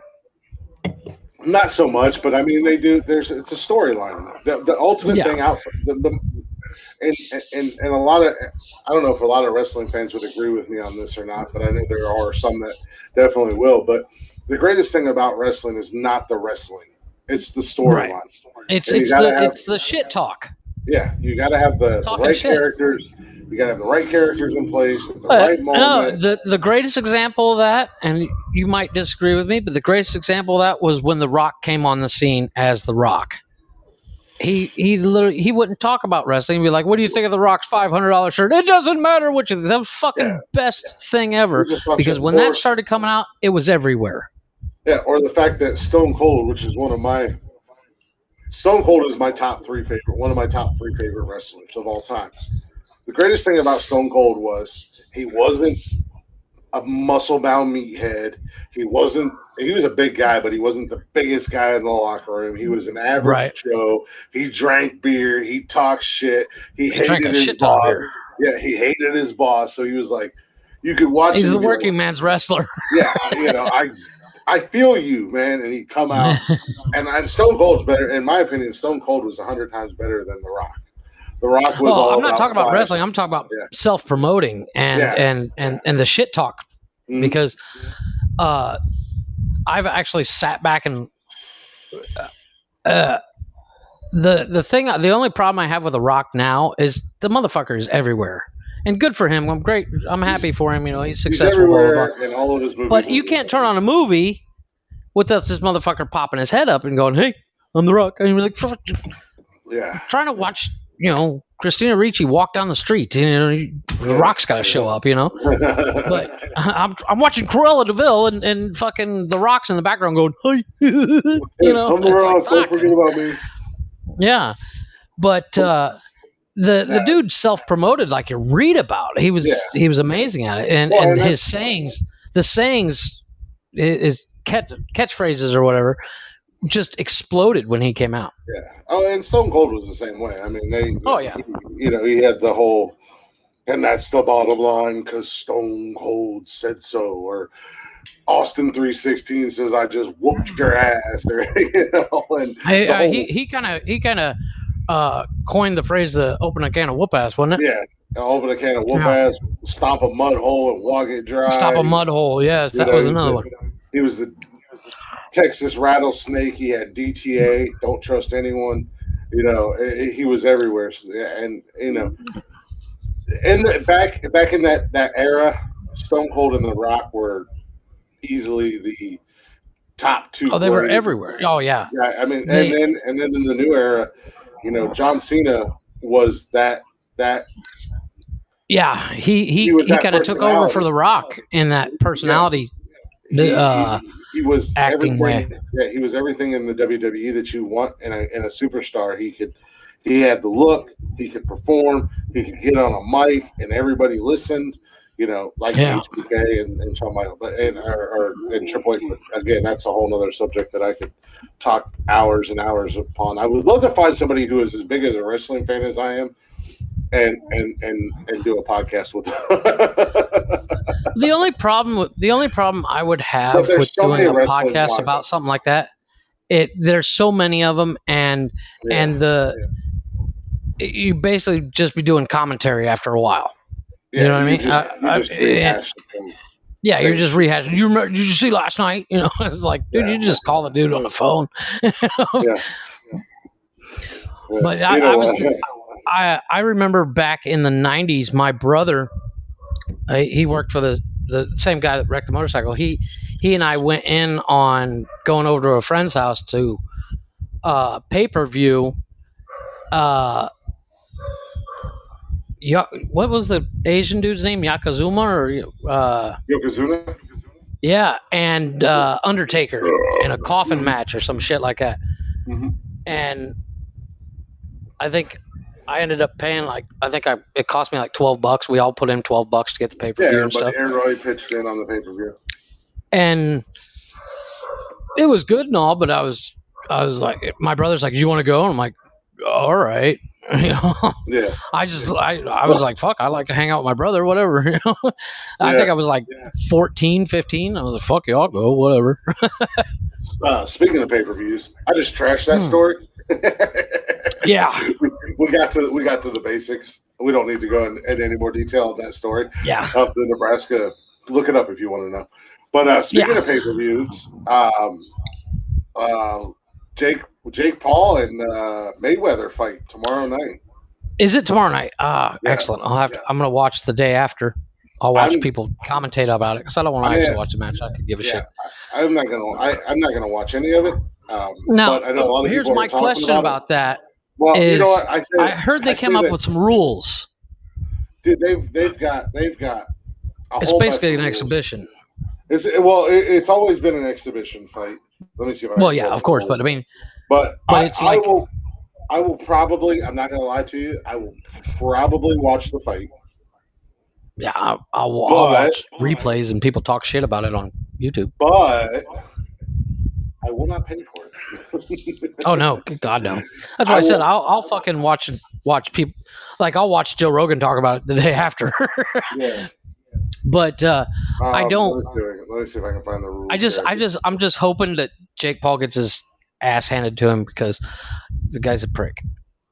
If there was ever a fight where Mayweather came out swinging and went on the offensive, I hope it's this fight. I want to see Mayweather on the offensive the whole time. I just want to see him. But on top of that, I don't know what it is about those Paul kids, but they're fucking douchebags. Exactly. Thank you. I'm happy that they got their YouTube channel and their YouTube channel blew up, but they took it too far. If you become a fucking asshole because you became famous or you got a bunch of money, that's just douchebaggery. Like if tomorrow we got $100,000 each for doing the podcast, nothing would change except for what we drove in to the podcast or maybe the phone or something, but we wouldn't be like, well, we're bigger than Joe Rogan now, fuck you. Well, hopefully you would get a better setup. Lord knows. Well, yeah, definitely. I know. But the podcast itself would not change. It would still be us just squirrel and words are hard and SDM, but we wouldn't become assholes and douchebags because we think we're better than everybody else because our podcast is successful. So here's just some of the rules. Yeah, please. This is what I want to know. For this, I may have just fucked myself here. Because I think they can't do a knockout. Where's that? Okay, so no winner and no judges. What? Exactly. Knockouts are allowed. Even with no official winner, there can still be a stoppage. This can come either by knockout, which is legal, or a referee's discretion. 3-minute rounds. I think they're doing 8 or 10 rounds. 10-ounce gloves. No headgear. And there was a weight limit. I think Logan. Yeah, he weighs more than Floyd. Well, he's also like a foot taller than Floyd. Yeah. So I think. Yeah, but I mean, you're over a foot taller than me. But if I gained 150 pounds or something like that, I'd outweigh you. How much do you weigh right now? I have no fucking clue. Probably 150. Yeah, we'd be about the same weight if you gained 150 pounds. I'm just below 300 right now. I don't know. I never weigh myself. I just go, my gut's getting fucking fat. I should do some crunches. Well, the only reason I know that is because I just had a physical a couple weeks ago. So. Oh, okay. Well, there you go. Yeah. The whole fight's a joke. It's a money-making scheme on both sides. Mm-hmm. So, I mean, if there can be no winner, what the fuck is the point of doing it? And people are going to pay $50 for this pay-per-view, and there's going to be a ton of fucking losers that are going to pay to see this fight. My ass is going to go online, and I'm going to type in simply stream Mayweather Paul fight for free, and I'm going to go to whatever website comes up, and I'm going to watch it right there.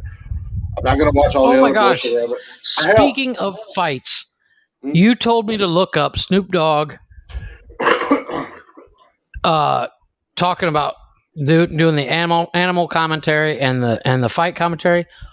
Fuck, that was funny, man.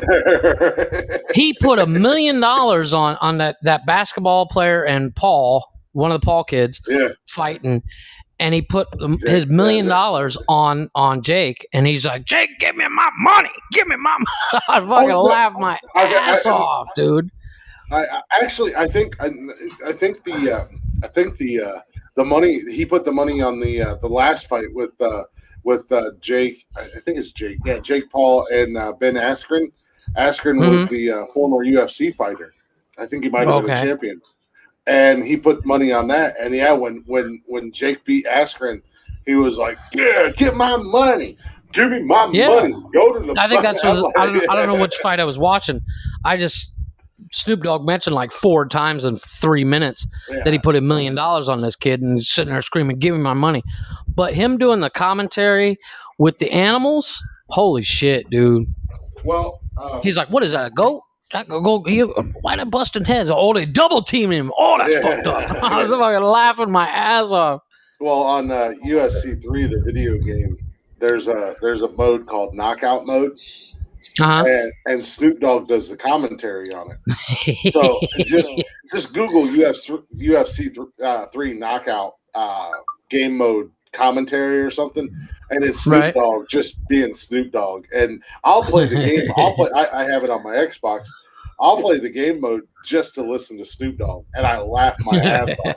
Like I know he's a jackass, but some of the shit that he says is just so Oh yeah. ridiculous. It's hilarious, and I'm a Snoop Dogg fan from back in the day.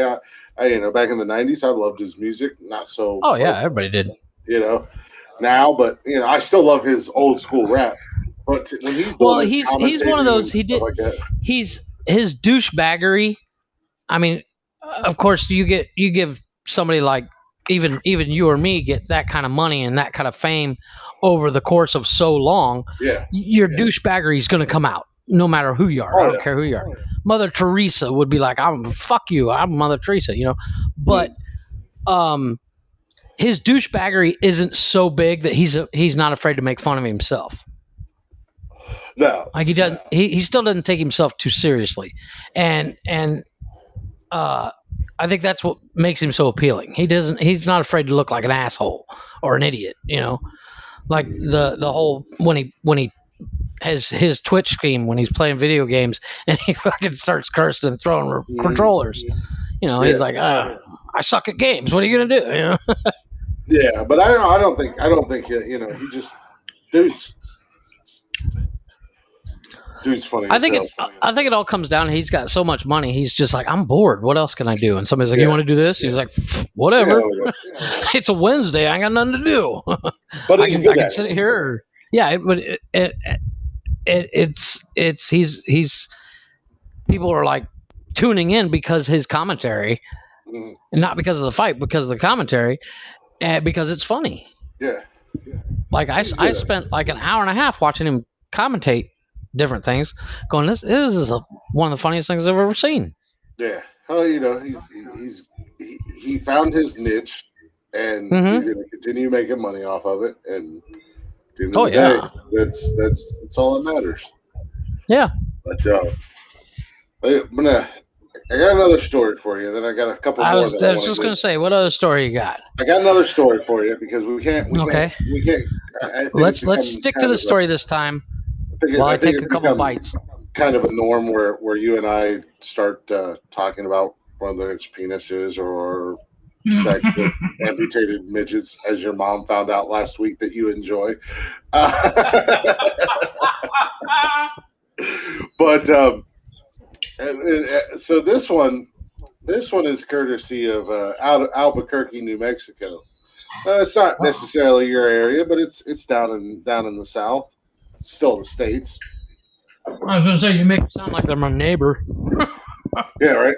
So the headline to this story says, candidate interrupted by a sex toy on a drone, punched at an event. Okay, I'm interested. All right. New Mexico sheriff who was running for mayor in Albuquerque was interrupted while on stage at a campaign event by a flying drone with a sex toy attached to it and a man who punched him. We're going to get that in there. I'm assuming two different things in one speech. Two different things at one event. Right. So it's not like he was like, "Is that a dildo attached to that drone?" Pow! What the fuck? Yeah, it wasn't. I don't think it was a distraction tactic. Like, oh, what is that? Pow! Oh God! You sucker! Punch me, you piece of shit! I was looking at the dildo. No, so it says. And some people that may listen to this that may have been around from my Periscope days know that I used to have a box of dildos in my garage. It's a whole other story that we can talk about. I was going to say that story has to come up later. So Manuel Gonzalez Gonzalez, Uh, right? yeah, he's the sheriff, and campaign said the Democrat was unharmed and will not be intimidated. The Albuquerque Journal reported that a video posted on Facebook shows Gonzalez answering questions from the audience while standing on stage at an event center when a drone bearing a sex toy started buzzing near the stage. The sheriff's office report says that the owner of the event center grabbed the device and that the 20-year-old Kaylin Ashby Dreyer unsuccessfully tried to grab it. The report said Dreyer then turned his attention to Gonzalez, swinging his fist and calling him a tyrant. So the same guy that was flying the drone is the guy that punched him. No, it says that he tried to grab the drone. Oh, okay. Yeah, it was unsuccessfully. Dreyer unsuccessfully tried to grab the drone, swinging his fist and calling him a tyrant. A deputy wrote that Dreyer punched Gonzalez's hands and was then removed from the event by deputies. Gonzalez said that he believed Dreyer was with several companions and spotted someone standing by the other side of the fence who he believes was flying the drone. It became so distracting from the sound and everything that I couldn't really get my point across. Dreyer has been charged. Good. Yeah, right? If a dildo flied in this room right now, I'd be like, what the fuck? What in the hell? So Dreyer has been charged with petty misdemeanor, battery, and misdemeanor resisting, evading, and obstructing an officer. According to deputies on the report, Dreyer said that he did not intend to hit Gonzalez, but was upset by the way Gonzalez answered a question. He intended to swing his fist through the air. This is a confusing fucking story. I'm not going to lie. Yeah, it sounds like somebody was on the other side of the fence flying the drone, and dude took the opportunity to he was like, oh, look, a free drone. But the cops try to grab him thinking it's his drone, and he's swinging around and ends up hitting the mayoral candidate. So it says Gonzalez suggested Wednesday that the stunt with the drone may have been sent by a viral campaign of incumbent mayor Tim Keller, also a Democrat. So he's blaming the other side. Typical Democrat. Yeah, his Keller's campaign condemned the stunt as disruptive, rude, and immature. Immature, but I find it funny. Next, they're going to say is Russian disinformation. Yeah, right. Keller said to suggest we were behind it is pathetic and the kind of desperation that has marked Manny's trouble campaign. This is why this is why I watch political stuff, but also why we don't talk about political stuff.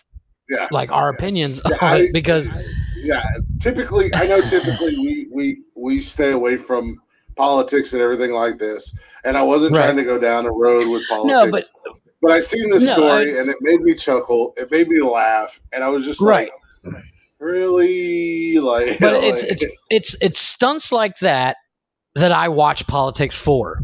Yes. Like exactly. I would like if that was a video popping up on Facebook, I'd be in. I'm like, oh, this I gotta see, you know. Yeah. So it's just like, so I mean. It sounds like the jackass with the drone was just being a jackass. He wasn't necessarily like. I think he just wanted to trying to make the almost like he was making a TikTok and he was hoping it'd go viral because exactly a dildo flying at the stage, and the other guy in the crowd was pissed about something. He went to grab the like he wanted the dildo or something. He was like, I want that. I'll take that. And as the cops probably thinking that must be his drone, they try to grab it, and this dude starts swinging, going, "Fuck you, it's not mine. I just want to get it out of the way." Yeah. And he ends up accidentally popping it. Exactly. Well, he didn't even punch him. It sounds like he hit him in the hands. So you know, so he's one of those weak guys. Is like, oh, you touched me. That's assault.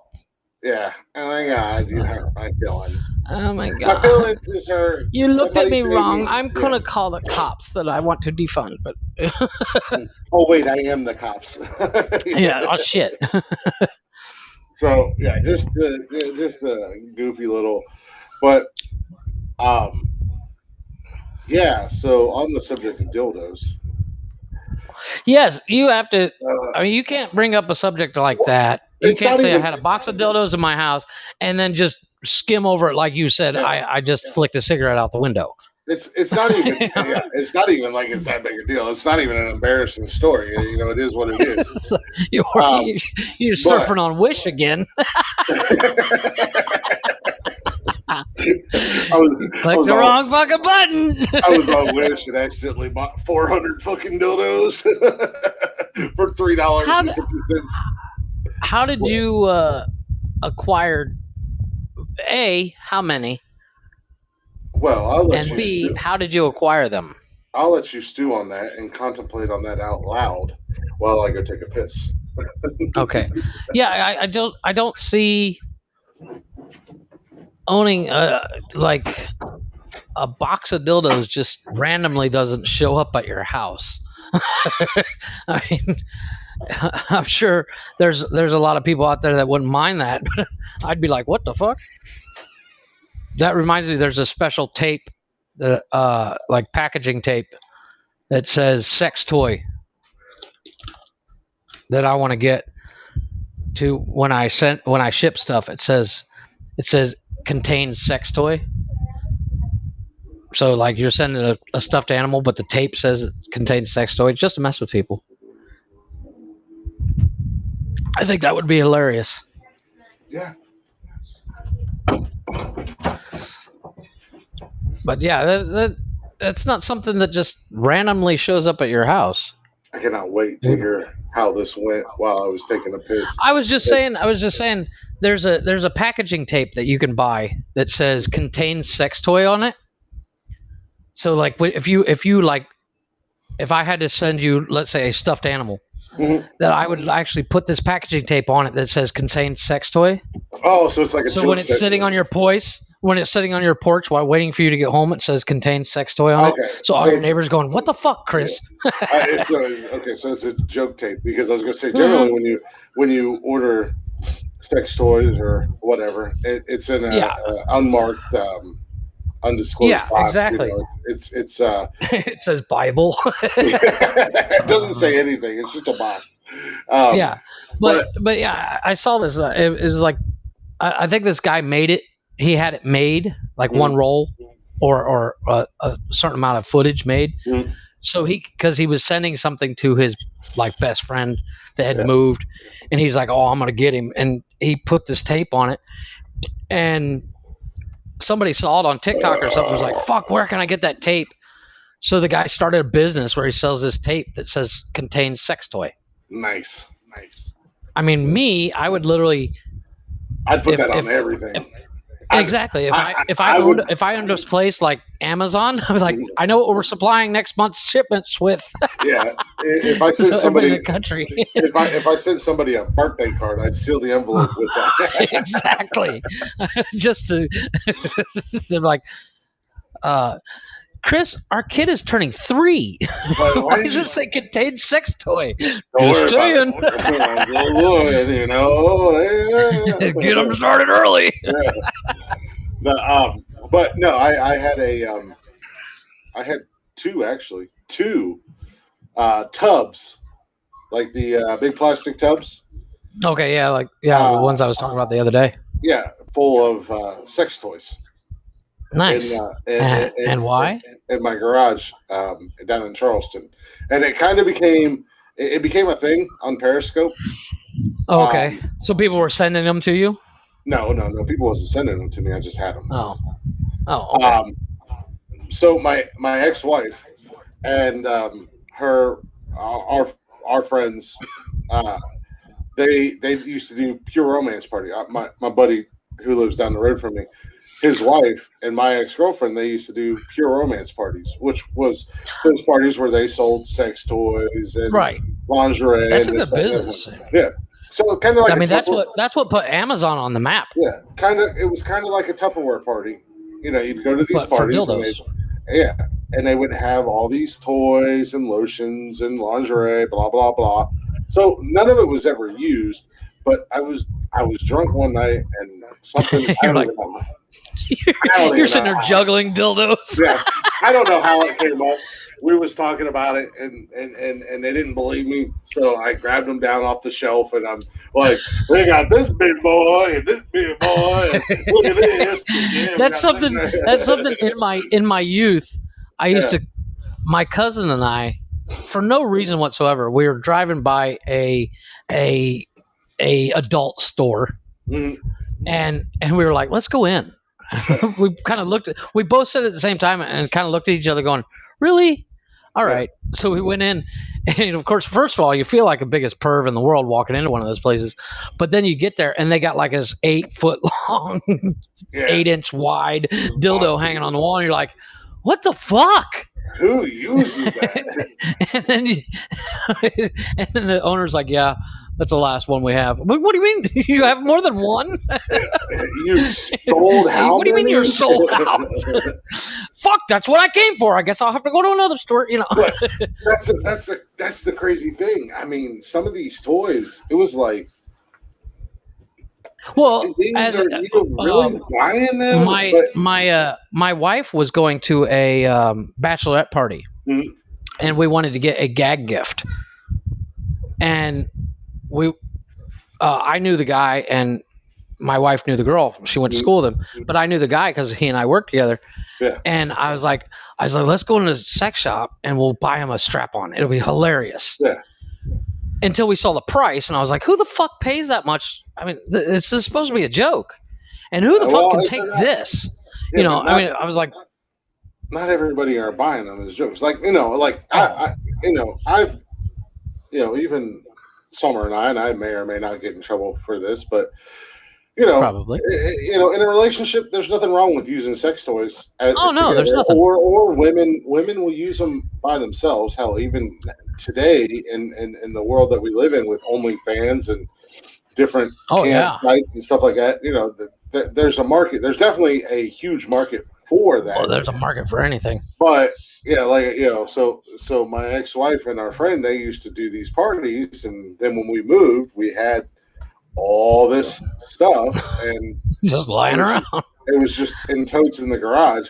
But the funny thing about it, like a couple months after my ex left me, she came over to drop the kids off, and she was like, "Hey, can I get those?" And I'm like, "I don't give a damn. They're yours." What do you think? I'm going to use them? I use them as door stops. I was like, what the hell do I need them for? And she was like, "I'm going to play a practical joke on the guy that she left me for, on his little brother." And you're like, "Sure you are." I was like, I don't know if you know this or not, but we live in South Carolina. He lives in Ohio. How exactly are you going to play a practical joke where you put these all around his room? Yeah. On him.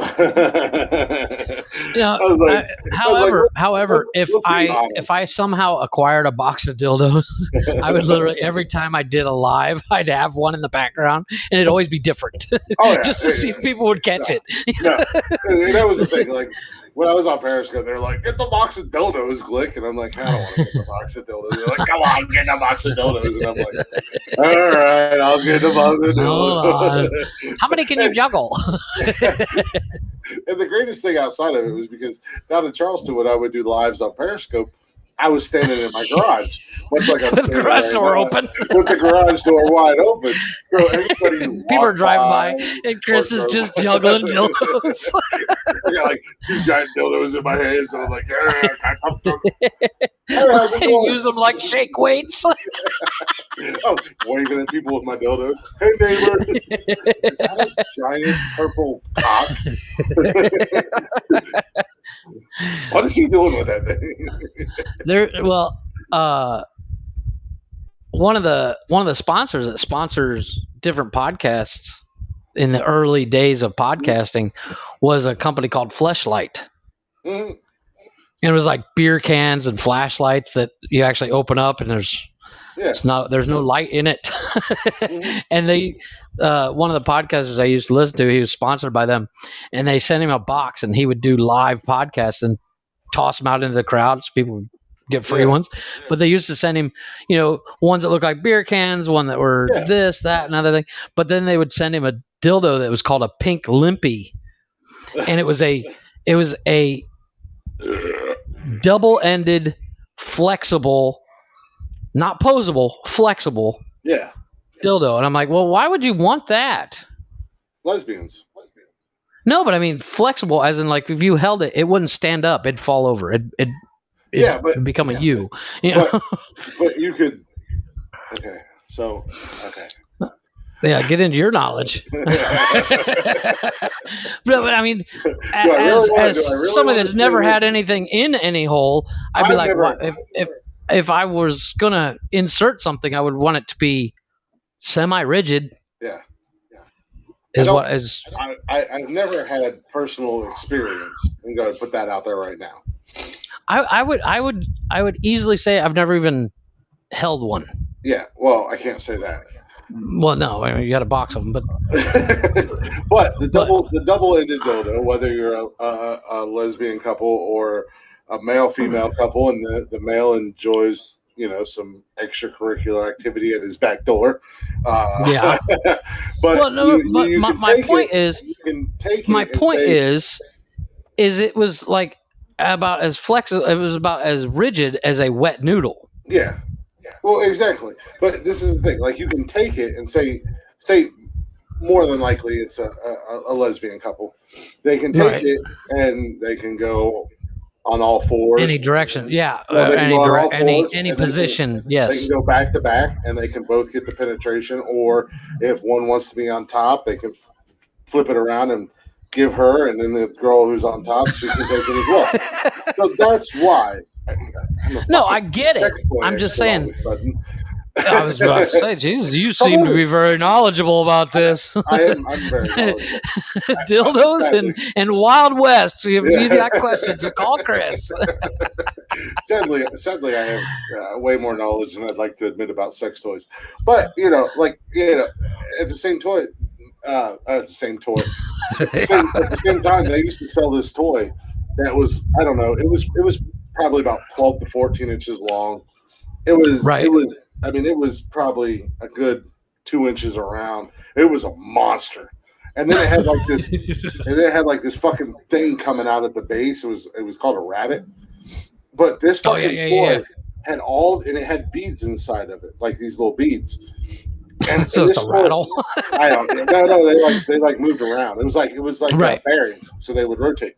But this fucking toy had a setting on it where when you turn it on, it would go. And anybody who is listening to this, you're not going to see the visual, but it would like, this fucking thing would like spin around and swing to the left and right and everything else. And then the little rabbit part just vibrated, so it was just like. Oh yeah, but you could set that thing on the counter and I'd walk away. Yeah, but like the one setting, it was like you remember those old sprinklers back in the day? You turn the water on. They were called the. No, you know what? And even water weasel. Yeah, the water weasel. And even better visual is the inflatable blow up wavy guy. That's what it looked like.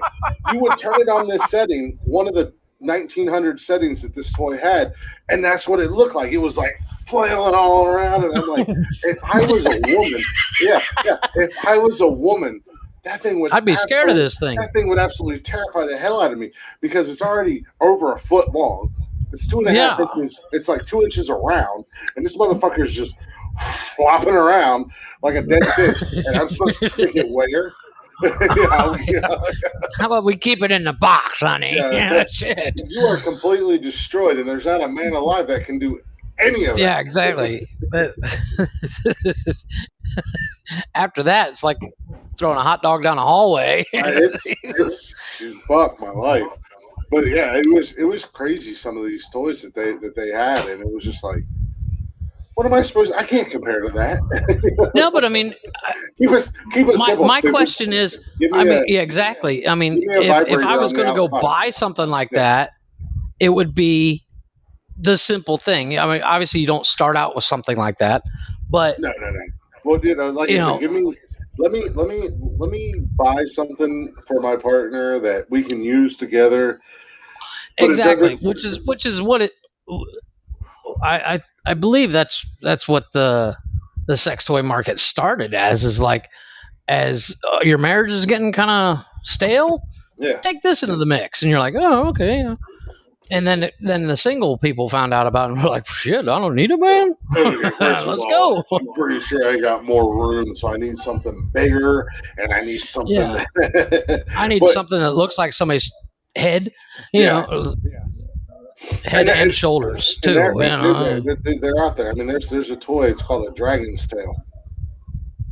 And who comes up with these names? It's that's what I want. That's the kind of job I want. You just put a sex toy in front of me and go, Jeff, name this. I'm like, big motherfucking dick. It's the reason why. Like, you've named that 9 times. They're all giant, man. What the fuck do you want to do? The dragon tail is an interesting comment or an interesting concept. It starts, I don't know, it might be an inch around at the top, but by the time you get to the base, it's like 8 inches around or something. Oh, so it's kind of it's almost like a road cone. Yeah, and it does. It looks like a dragon tail. It's got like spines and all this weird shit. But they make this product, and this has nothing to do with it. This is just because I'm weird. And, but they make this product called fake semen. So they have a lot of toys. I know what you're talking about. Yeah. Because they have a lot of toys. I'm a guy, and porn is out there. Yeah. So there's a lot of toys that will literally finish itself. Yeah, so they can hit a button and it finishes. Well, this dragon tail is like that, but it's an anal toy. It's technically directed towards women, but it's an anal toy. Jesus. So I mean, this bitch goes from like an inch. God, I hope my kids aren't hearing this. I hope my mom doesn't listen to this episode. Some bitch is like 18 inches long, and it goes from like an inch at the top down to like the ring sizers. Yeah. Like you go get a ring size. Good Lord, that's crazy. That's basically a road cone. Yeah. It's the definition of a road cone, except for it's got spikes on it, which that's a confusing thing to me. Spikes. Yeah. People are weird. Spikes. You said it had like spikes and spines and stuff. Well, no, it's like rigid, and I don't know if you. Oh, okay. It's almost like veiny. Yeah. Well, not veiny, but hey, just Google it. I'm good. That's all I need to show up on my Google search. My wife's like, "What the fuck are you looking at this for?" As if since we started this podcast, we haven't Googled enough penis related. Yeah. Well, maybe I was thinking about that. I was thinking that you might enjoy it, if you know what I mean. And it can you never know. I don't even have to be there. You can get up to 3.5 gallons in a matter of 2 seconds on your face. You can bathe in it. You got a 55-gallon drum of fake semen in your court. You just got a hand cart and a 55-gallon drum. You pulled it off the truck, and your neighbor's like, "Chris, what the fuck is that?" Don't ask. I won't tell. Don't ask. We're like the military over in this motherfucker. We're not telling, and don't you ask. But yeah, no, I mean, ask one of my neighbors to help me bring it upstairs. He was like, "What does this say? Why does this say fake semen? Why do you have a 55-gallon drum of fake semen and a 55-gallon drum of diesel? It's supposed to be good for your pores." Well, let me tell you. Let me tell you a story, sir. If I tell you, you can never leave this apartment again. Which, considering you were carrying a 55-gallon drum of fake semen, I don't think they'd come in the apartment in the first place. I could just see this giant blue, the plastic 55-gallon drums, but it's got spray painted with a stencil spray painted fake semen, bright yellow. it's scratched. You can put a black X to it, and then it's got like a gas pump on it. You spray paint an X across the fake semen, and then write with the Sharpie vegetable oil. They're like, I'm converting an all diesel Mercedes to vegetable oil. Yeah. It's not what it seems. God damn it! Don't judge me. The UPS guy's like, sure it doesn't. You text your neighbor, hey Frank, you want to come over and have a beer tonight? Yeah, I'd like to. He's sitting in your living room because you can't get it up the stairs. It's just like, he's leaning up against it for 5 minutes going, oh yeah, by the way, I meant to ask, what's never mind. Come on. You know what? I'm late for anything. You can't leave. You're mine now. You reach over slowly and lock the door. Lock the door. And dim the lights. Turn on some Marvin Gaye. I gotta ask you a question, right? Hey, Frank, does this smell like chloroform? What? He wakes up just covered in the stuff head to toe. You're like, I had to test it out. I had to try it. Sorry, Frank. He wakes up and he's like, dude, I had the weirdest dream. I'm like, it wasn't a dream. Just keep telling yourself it was a dream. How is there a dragon tail? Don't you worry about that. I killed that. How do you know what it's called, Bob? I slayed that dragon just for you, Frank. It's like, my ass hurts, man. I think you gave me hemorrhoids. I got some cream for that. Don't worry. Here, bend over. Here. It's got a pump, the ketchup pumps outside of Costco and shit. It's got one of those on it. Why do you have so much hemorrhoid cream, Glick? Let me tell you a story. I was on Wish. I thought it said liters. It said 25 gallons. It was only 50 cents. I accidentally ordered. I figured more the merrier. I accidentally ordered 25 gallons of hemorrhoid cream and 700 dildos on Wish. Oh shit. He's like, I don't think we can be neighbors anymore. He goes to the Home Depot and starts building a fence out of concrete block. Summer comes home and barbed wire. Summer comes home and she's like, what's wrong with Frank? I have no idea. Yeah. Why is Frank outside sweating his ass off in 100-degree heat building a wall? I don't know. He's a fan of Trump. He's a Trump guy. I don't know. He was screaming something about dragon tails and semen pumps. I don't know. I think he's on drugs. Yeah. We should really move out of the neighborhood. I'm just saying. Let me load this in the truck and we'll go. Why do you have a 55-gallon drum? It's vegetable oil. It's for cooking. I don't want to go. I went to Costco. Once again, don't ask questions you don't want the answer to. Exactly.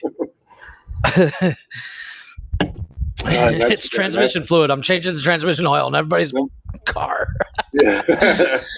I'm being a good neighbor, God damn it. There's a gas shortage. It's gasoline. I just happen to be in that barrel. Yeah. It doesn't smell like gas. Well, it's the only barrel I could find. It was free. And again, this is how easy we can go off the rails. This is why we aren't scripted. And now sponsored. Next Wednesday, we all with the show. I'd like to let everybody know that we are now sponsored by. We did get sponsored. Yeah. And go to www.fakesemen.com. For all your fake semen needs. and lo and behold, they do have a 25-gallon. They got a 50-gallon too. This is why they got a stationary gas tank that they put in your yard. Ladies and gentlemen, this is why we are not scripted, because it's too funny not to be. And, the sad part about it is for two straight guys. Like no ifs, ands, or buts about it. We're both straight guys. Yeah. Every time we go into these weird scenarios, it always involves another guy. or dildos, but that's what makes it funny. And not to be.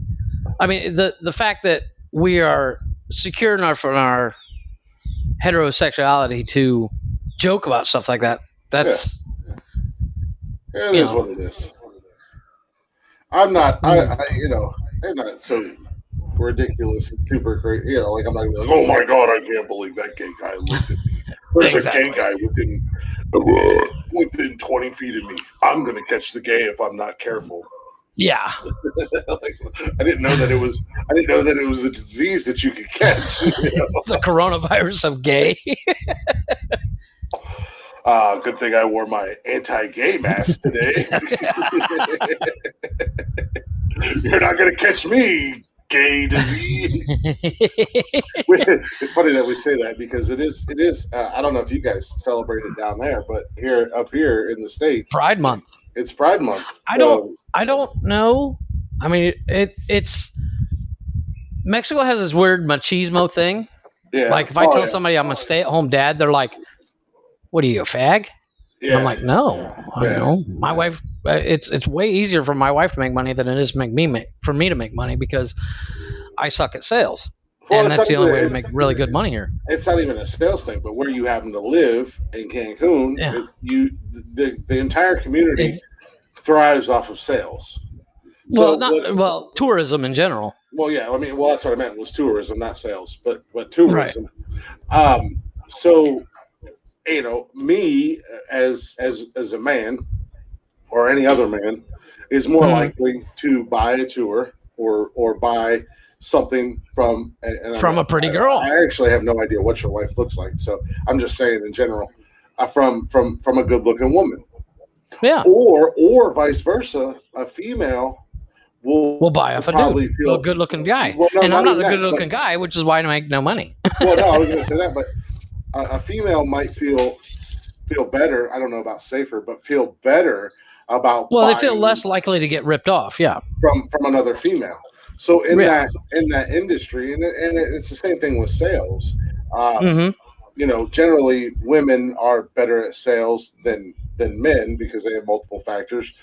Like, did you imagine my goofy ass walking up to somebody at fucking Victoria's Secrets and being like, "Hey, you want to try this on? you looking for a bra? Well, we can get you fitted so it it'll fit you just right. Come here, let me measure them." You like no, but panties? These panties right here, they lift your booty. You're like, can we get him out of here? You're sitting there putting them on. I'm like, Scaredy. Wait, you don't work? He works here? Really? I'm a sales guy. You know what? I'm gonna go to JCPenney. Yeah. Okay. No, but it's even when I worked at Pacific Sunwear, if a guy came in, he'd go straight to the good-looking chick, and if a girl came in, obviously she's looking for girl clothes. She's not going to talk to me. Yeah. Well, I mean, it was the same thing when I worked at Aaron's. And I was a good salesman at Aaron's, but we had a female salesperson, and people, male or female, generally gravitated towards her before they would gravitate towards me. I had to work harder at your pitch and all that fun stuff. Yeah, because you kind of had to read the person a little bit. So generally when you work in sales and that's your focal point, you don't have much. And I'm not a sales guy by any means. I'll never say that I am. So I don't want any retail workers or anything like that. But I've studied sales. Mm-hmm. I mean, like my wife is 100% natural. She doesn't. You tell her what the product is, she'll sell it. Mm-hmm. But me, I have to have. Oddly enough, that coming from me, I have to have some sort of plan, so to speak. Mm-hmm. Not like a speech or anything, but to make myself sound intelligent at least, because I know I'm not. Yeah. But like I have the Jordan Belfort straight line system on my phone. So I mean, if somebody's in front of me, yes, I can sell them. But if they have an option to go to me or a really good looking chick, they're not coming to me. Yeah. Well, I mean, it doesn't even have to be a really good looking chick. It's just a chick in general. And that's what I said that's the only job I've ever had where I've worked in sales was there. So that's the only experience that I had. So I'm only speaking from my experience. the thing that helped me is that I was the biggest problem here. I mean, I could go work in a hotel as like a bellboy, but the money I would make is pennies compared to what I could make in sales. Yeah. And because the salary is way lower and the hours are way longer, and it's just like, what's the fucking point? I mean, you're basically working just to get to work. Exactly. So and the only other option is selling timeshare, which I won't sell something if I don't believe in the product. Like tours, I can sell no problem because of the simple fact somebody obviously wants to go there. Yeah. I mean, they're asking about, hey, what's Chichen Itza like? Okay, boom. I can pitch the shit out of it and get them on the bus. But getting somebody to buy a timeshare it's almost a manipulation because timeshare is the biggest waste of money on the planet. That doesn't matter who's selling that. I mean, that's a which is why I mean I've had people say, oh, you can sell timeshare and make hundreds of thousands of dollars. I said, I get that, but at the end of the day, I would feel bad every single time I sold. I'd feel good because I got money, but in the background, I'd be like, fuck, that dude just wasted how much money just so I can make $300? Fuck. Yeah, exactly. So when the little bit of time that I did sales, I had to present myself in a way to where I was approachable, and it's not exactly an easy thing to do. I mean, you can see my face. I'm not a little guy. I'm a big dude. So exactly. I have a natural. You're stocky. You're stocky as well. So it's like if you and I are in a bar and shit went down, I'm not going to go up against you because you're that much bigger than me. Yeah. But I mean, it's the same thing when I would try to sell. So where everybody wants to go up against me because they're like, I'll knock this little fucker out real quick. Yeah. So it's like, why is this angry grizzly? Why is this big grizzly bear smiling at me? What's he gonna do to me? I just want to sell you a couch. And a 55-gallon drum of semen. I'm selling it cheap. I just got to get it out of my house. But no, but I was literally when I did sales, I was basically everything I made because my Spanish is shit. I can speak Spanish, yes, I can carry on a conversation, but the technical part of it, like trying to explain, like I can in English, I can tell you exactly what bolt and how many turns and everything to take out, take your transmission out. In Spanish, I couldn't even tell you what a transmission. I couldn't. I of course I know the word for transmission, but you don't understand what I'm saying. I couldn't explain it to you in Spanish. So the technicality part of it is where I struggle. So where my wife speaks perfect English, perfect Spanish, and some Italian and some Portuguese, and so she makes 10 times what I would, and everything I was making, we were just paying for a babysitter with it. Yeah, exactly. And somebody make sure the kids were fed and all that stuff. And it got to the point my wife was like, so your entire check went to paying the maid / babysitter.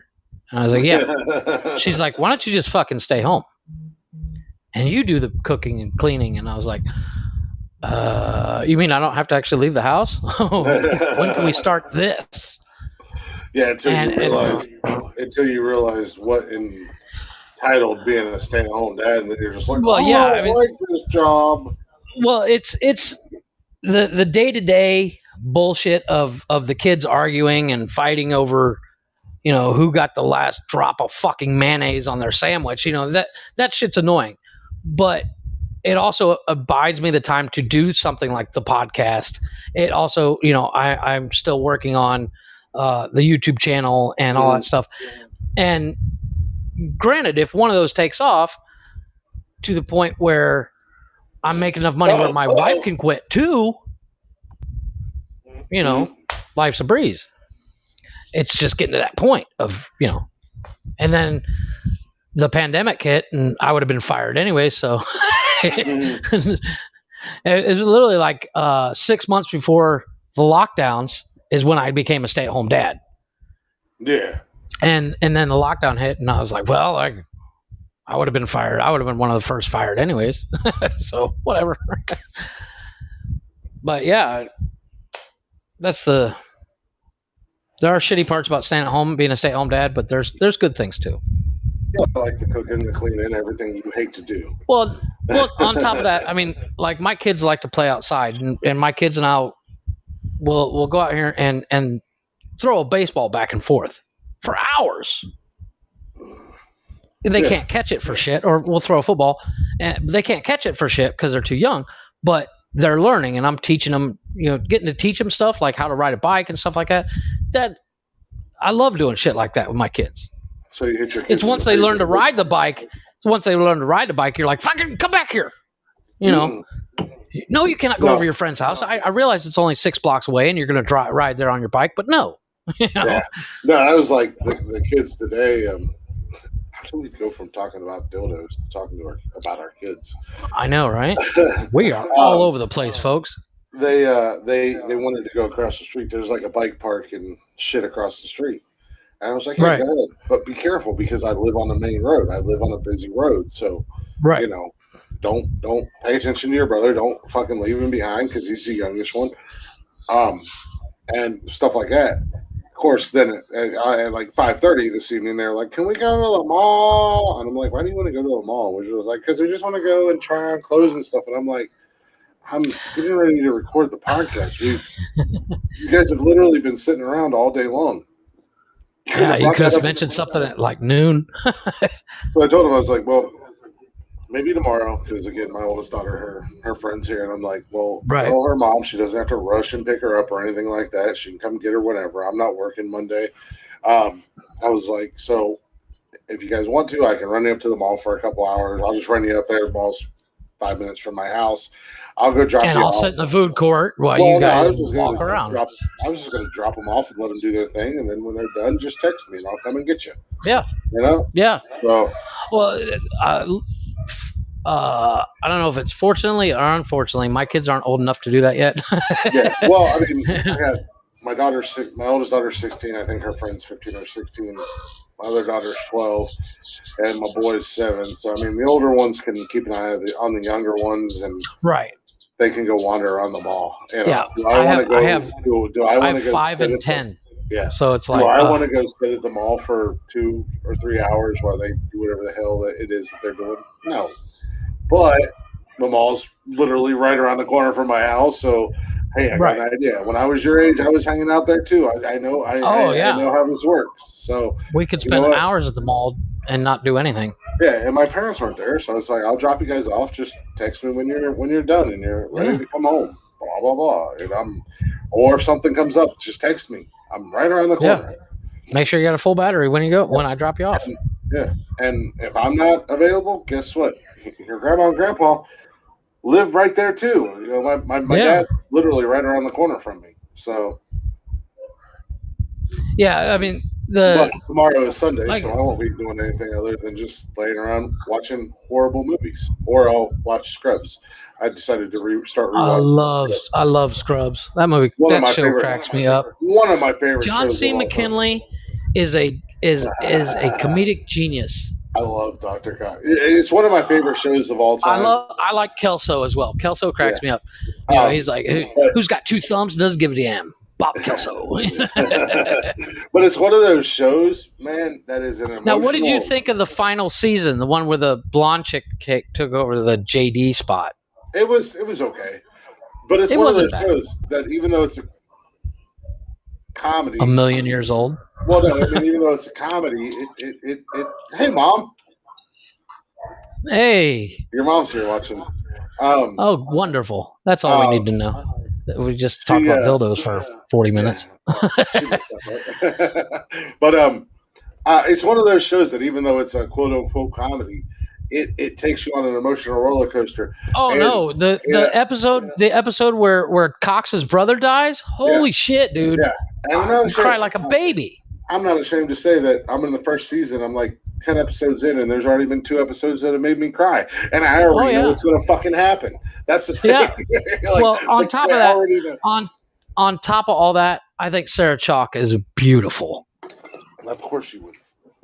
Well, but I find Carla hilarious. The friendship that JD and Turk have Is the friendship amazing. that every guy wants. Yeah, is amazing. You know, Yes. and I used to a friend of mine, him and I used to be a lot of people used to be like, you guys are a lot like JD and Turk, even though we're both white. You know, Well, my like, friend Cy and I were like that when he are lived a down here. lot like those two. My friend And the way Cy, that we would, he's about your height. yeah, the way we would act. Yeah, go ahead. But yeah, it's just like the way you guys interact with each other, and the way you guys. And he was a lot younger than me. So you know, I actually. That's a story I probably shouldn't tell how I met him, but whoa, my camera just zoomed in like crazy. Yeah, it did. It did. Like, hey, weird. I'm Jeff. But there it goes. But no, my buddy Cy, he's a man of color, a black man, and we worked at a call center together. Now you can't even see my face. What the fuck? I'm getting zoomed in on her. But now you can just see my neck. But he's like your height, but people would actually call us JD and Turk in the call center we worked at, because a black guy and a white guy just sitting there cracking up and busting each other's balls all the time. Yeah, that's how my buddy Louie.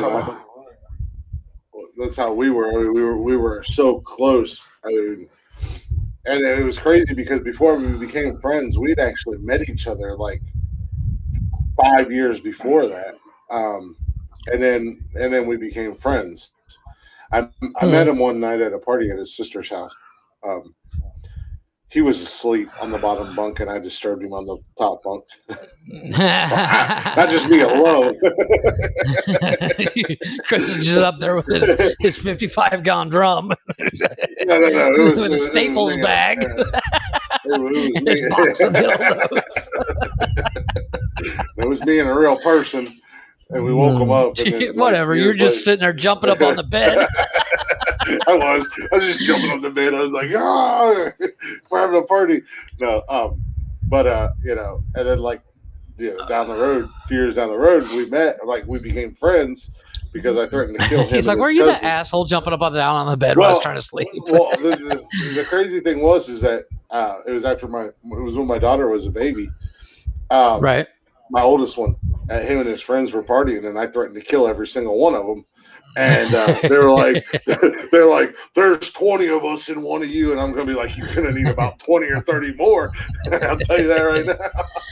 And then we became friends, and we were talking about like his family and my family actually know each other. And he was like, "Oh yeah, my sister went to school at Northhurst." I was like, "Oh, who's your sister?" And he told me, and I was like, "Oh, I know your sister. I used to party at her house." And there was one time that her little bro, oh, you're her little bro. He was like, "You son of a bitch. You jumped up and down on the bed with my sister." He was like, "You woke me up." I was like, "Yeah, I did." I didn't wake you up. Get a better mattress. But no, we became friends, and we became super close. I mean, like, he was at my bachelor party. He was, because he was under 21, he was the DD. But I felt bad, so like at the end of my bachelor party, even though drinks. Even though I was fucking completely hammered, by the time we got back to my apartment, him and I still sat up and drank for like 3 more hours. Yeah.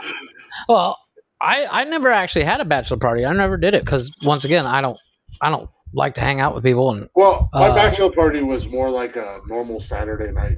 You know, it wasn't an actual bachelor party, so to say. It was just like my best man. He had got like the bachelor's shirt, and he had to do like all these different things. It was like, do a blowjob shot, do a sex on the beach shot, do this, do that, blah blah blah, and then it had to be signed off on, you know, like everything. Oh, okay, like check it off. Yeah. So I mean, it was just like a normal Saturday night, except for the T-shirt. I mean, it was like we were still going out, fucking getting hammered, and outside of Louis, everybody was fucking blasted that night.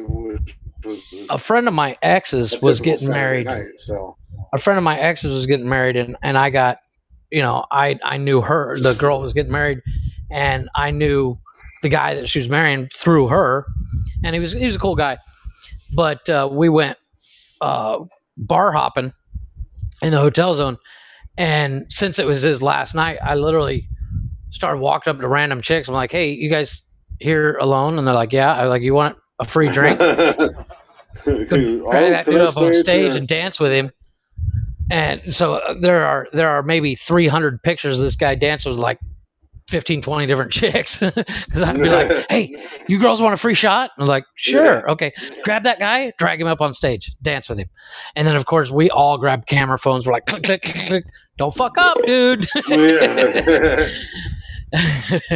But that was the only. Well, and then of course we ended up at the strip club. But yeah, we didn't. That was the only experience with this bachelor party I've ever had.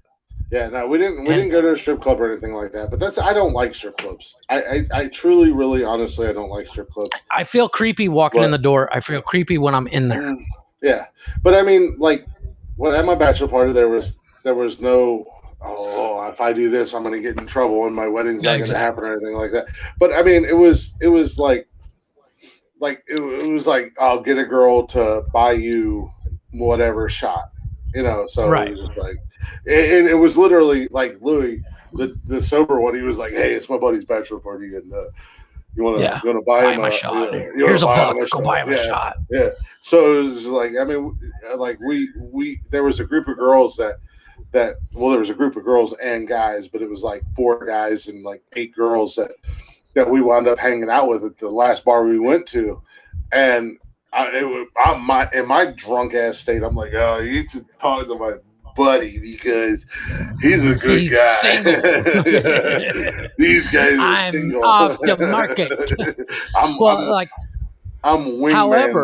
However, speaking of parties, like celebrating stuff like that, bachelor party, I could care less about going or not, but a baby shower, I'm totally in, because I kick ass at those fucking games.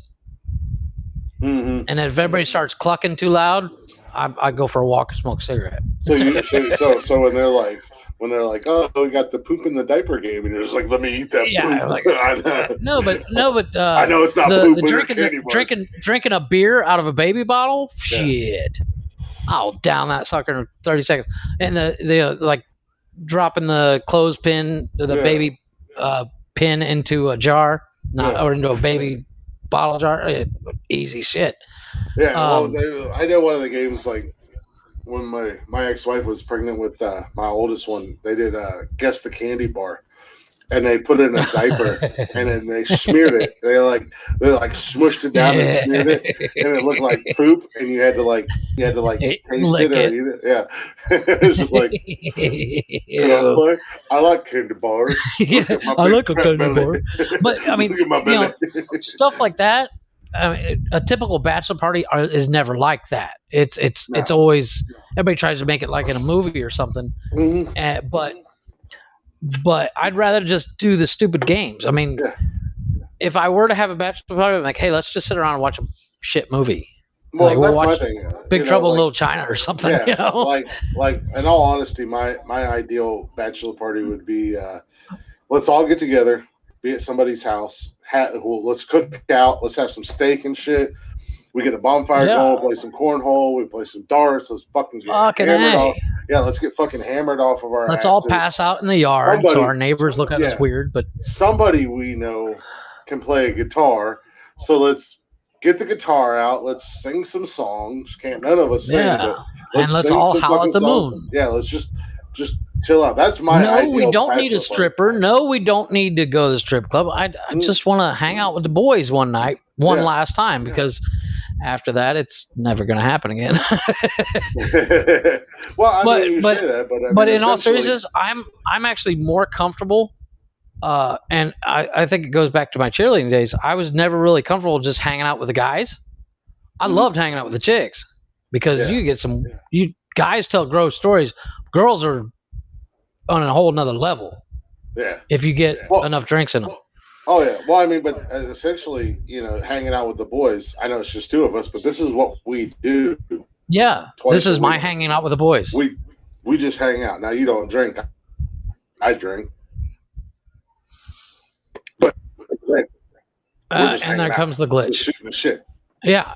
Well, I mean, that's Which is my you know, ideal bachelor party. Just yeah, let's yeah. sit down, drink But some beer, and shoot the shit. yeah, Well, yeah. it's about that No, time, like sir. you know, when Summer and I get married, and yeah, well, it's been past that time, Oh, I but know. yeah, no, when Summer and I get married, that's you know the bachelor party. Mhm. That's what I want. I just want like the guys just get together and barbecue, bonfire. Somebody pull out a guitar because I know somebody's going to be able to play a guitar at this joint, Yeah. and let's just do some like old school Let's howl at the ass fucking country moon. music. Somebody's got to know how to play Garth Brooks and Alan Jackson. Amen to that. But yeah, let's go ahead and wrap this up because I'm pretty sure my wife's going to be walking in the gate any minute. I suppose we can wrap this up. We can't do another 3-hour one. I my mean, wife will shoot us. We're already at 2.5. What's another half? Yeah. Yeah. Wait till you meet my wife, sir. This is why Glick is a bad influence because I'm like, what's one more beer gonna hurt? But it all comes to the concept of the podcast. You know, when I tell people the other day that we did a 3-hour podcast, they're like, "What the fuck do you talk about for 3 hours?" I'm like, "Everything." Everything. That's the beauty of a podcast. It's just that's basically just people listen to us shoot the shit. Well, it's not even the beauty of a podcast because I know a lot of podcasts, they I don't want to say scripted, but no, but they have bullet points at least. Yeah, they have bullet points. They want to do this, that, and the other thing. Like I had several stories, and you know what? I'll bring them up Wednesday if I get the opportunity. Yeah, I'll bring them up Wednesday. We need to get onto that. You know, I tried to do a story tonight, and well, unfortunately, we went on to one subject, and then we went on to another subject, and then it was just like fucking scrap that story. We got the point across. It is what it is. And I think that's the cool thing about what you and I do is that, in all honesty, at the end of the day, we're just two random average guys who that have been friends for years. That we've been friends for we found a way years. to reconnect and basically talk like we did back in high school until my wife or your girlfriend yells at us to get off the fucking podcast. Get off the phone already, fucker! Jesus. Man, I feel like you love him more than you love me. Maybe I do. Maybe I do. well, normally we start the podcast at like 7:00 your time, 6:00 my time, and I told my wife, I said, by the way, I have to record tonight, and she's like, you guys can't do it early, which is why we went early today, and because normally if she's home and I'm like, I gotta go record real quick, she's like, oh, you'd rather spend time with Chris than me? And I'm like, well, I do live with you. lady, I live with you. I see you every day. Yeah. I just you're the one that kicked me in the middle of the night last night because you had a weird dream. 4 hours. But yeah, let's go ahead and wrap it up because I gotta get my kids to bed too. My whole week. Yeah. Oh my goodness, your kids go to bed so early. I told my kids last night at like 11 o'clock. That's my me time. Settling down, and I'm. That's my me time, dude. Pretty sure that I'm pretty sure at like 1 o'clock last night, my kids were still up and I fell asleep. Nice. But they were. I was actually up until like 2 o'clock last night. I was up until 2 o'clock last night. My wife got home at like midnight. Yeah. But we'll go ahead. Not planning to stay awake. Yeah. You know, I ended up staying awake until she get home, and then by the time she gets home, I'm no longer tired, so I'm wide the fuck awake. Yeah, exactly. But we'll go ahead and end this. I mean, I feel like I could go another 3 or 4 hours. I'll save that for I probably could too. My TikTok later on. I think I might go live tonight. So I got a few more beers to drink. Well, like I said, I think tomorrow I got to do dishes, so I might do a dishes and chat tomorrow. I'm not sure. Well, there you go, man. I might do I'm a lazy fat fuck laying in bed chat tomorrow. If I only could. I'm watching Scrubs. Who wants to come watch with me? It's a Scrubs watch party. She's got the camera pointed at the TV. No, it's streaming. We'll be like, all right, we're on season 1, episode 9. Join in. Let's go right Start 1, now. 2, 3. Yeah, and just watch Scrubs with people. Watch my that'd be hilarious. dumbass get like And 10,000 then viewers. and then on top of that, you get one of the emotional episodes where you start crying. Yeah. Everybody's just like, "Ew, look at Chris, he's such a pussy." that or everybody's like, oh my god, I'm crying with you. This is so heartbreaking. Becomes a TikTok phenomenon. Everybody on TikTok, you got like 20 million people watching Scrubs at the same time. Like, Show's been off the air for 10 years, but now it's all of a sudden trending. Zach, yeah, let's go ahead. It'll be like, Zach Braff, if you see this. Zach Braff's like, maybe we should redo the show. Another season wouldn't kill me. No, exactly. But yeah, so let's go ahead and roll this out, wrap it up. Thank you guys for listening. Nobody was watching, so it was literally just you and I bullshitting. Summer did come in and say which is kind of which is sometimes kind of fun. We can literally go off on a rant like crazy. We can just do our own thing. Talk about dildos. Why does Glick have a box of dildos? That's going to be the description. That's going to be the description for this episode. Yeah, why did Glick have not one, but 2 boxes of dildos in his garage? Crates. Why did he have pallets of dildos? It gets bigger and bigger every time the story's told, like a fishing story. Why does Chris have a 400,000 piece collection of dildos? It'll eventually turn into lines his walls. Yeah, it'll eventually turn into when Glick moved to Charleston, they had to have a cargo ship deliver the container full of dildos. No. What's gonna be bad is we'll put a PO box for the show where people can send us stuff, and then people just send us sex toys for days. Just dildos, just fucking every day. There's 10 dildos in there. I gotta go sign for them at the post office, and they're like, "You sure?" And they're not even wrapped. Mr. Glick, it's just a random dildo with a stamp on it.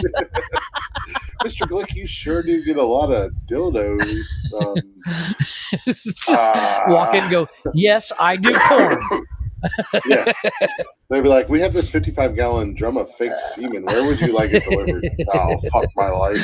Just put it in my driveway. Just put it by the door. I'll deal with it. I'm building a slip and slide. It was cheaper than KY. My neighbor comes home and she's like, Chris, is there... Don't worry about it. Let me actually, if you want to know, go find Nonsensical Nonsense on Spotify. Episode 16. And you'll know. Yeah. But yeah, check us out on... I should stop sharing stories is what I'm learning. I know, because we'll keep going. But check us out on Facebook, TikTok. What am I forgetting? Instagram. You struggle so hard. And Twitter at nonsensicalnonsense.com. Nonsensical Nonsense.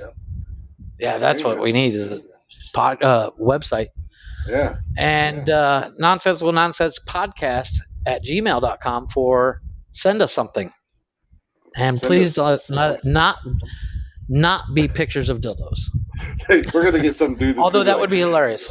We're going to get some dude that's going to email us and be like, this is my dildo collection. What do you think? Rate my dildo collection. Hey, Glick, rate my dildo. If anybody does have a dildo collection, please send it just so we can claim it's Chris's. It'll be the background. Like one of those fake backgrounds.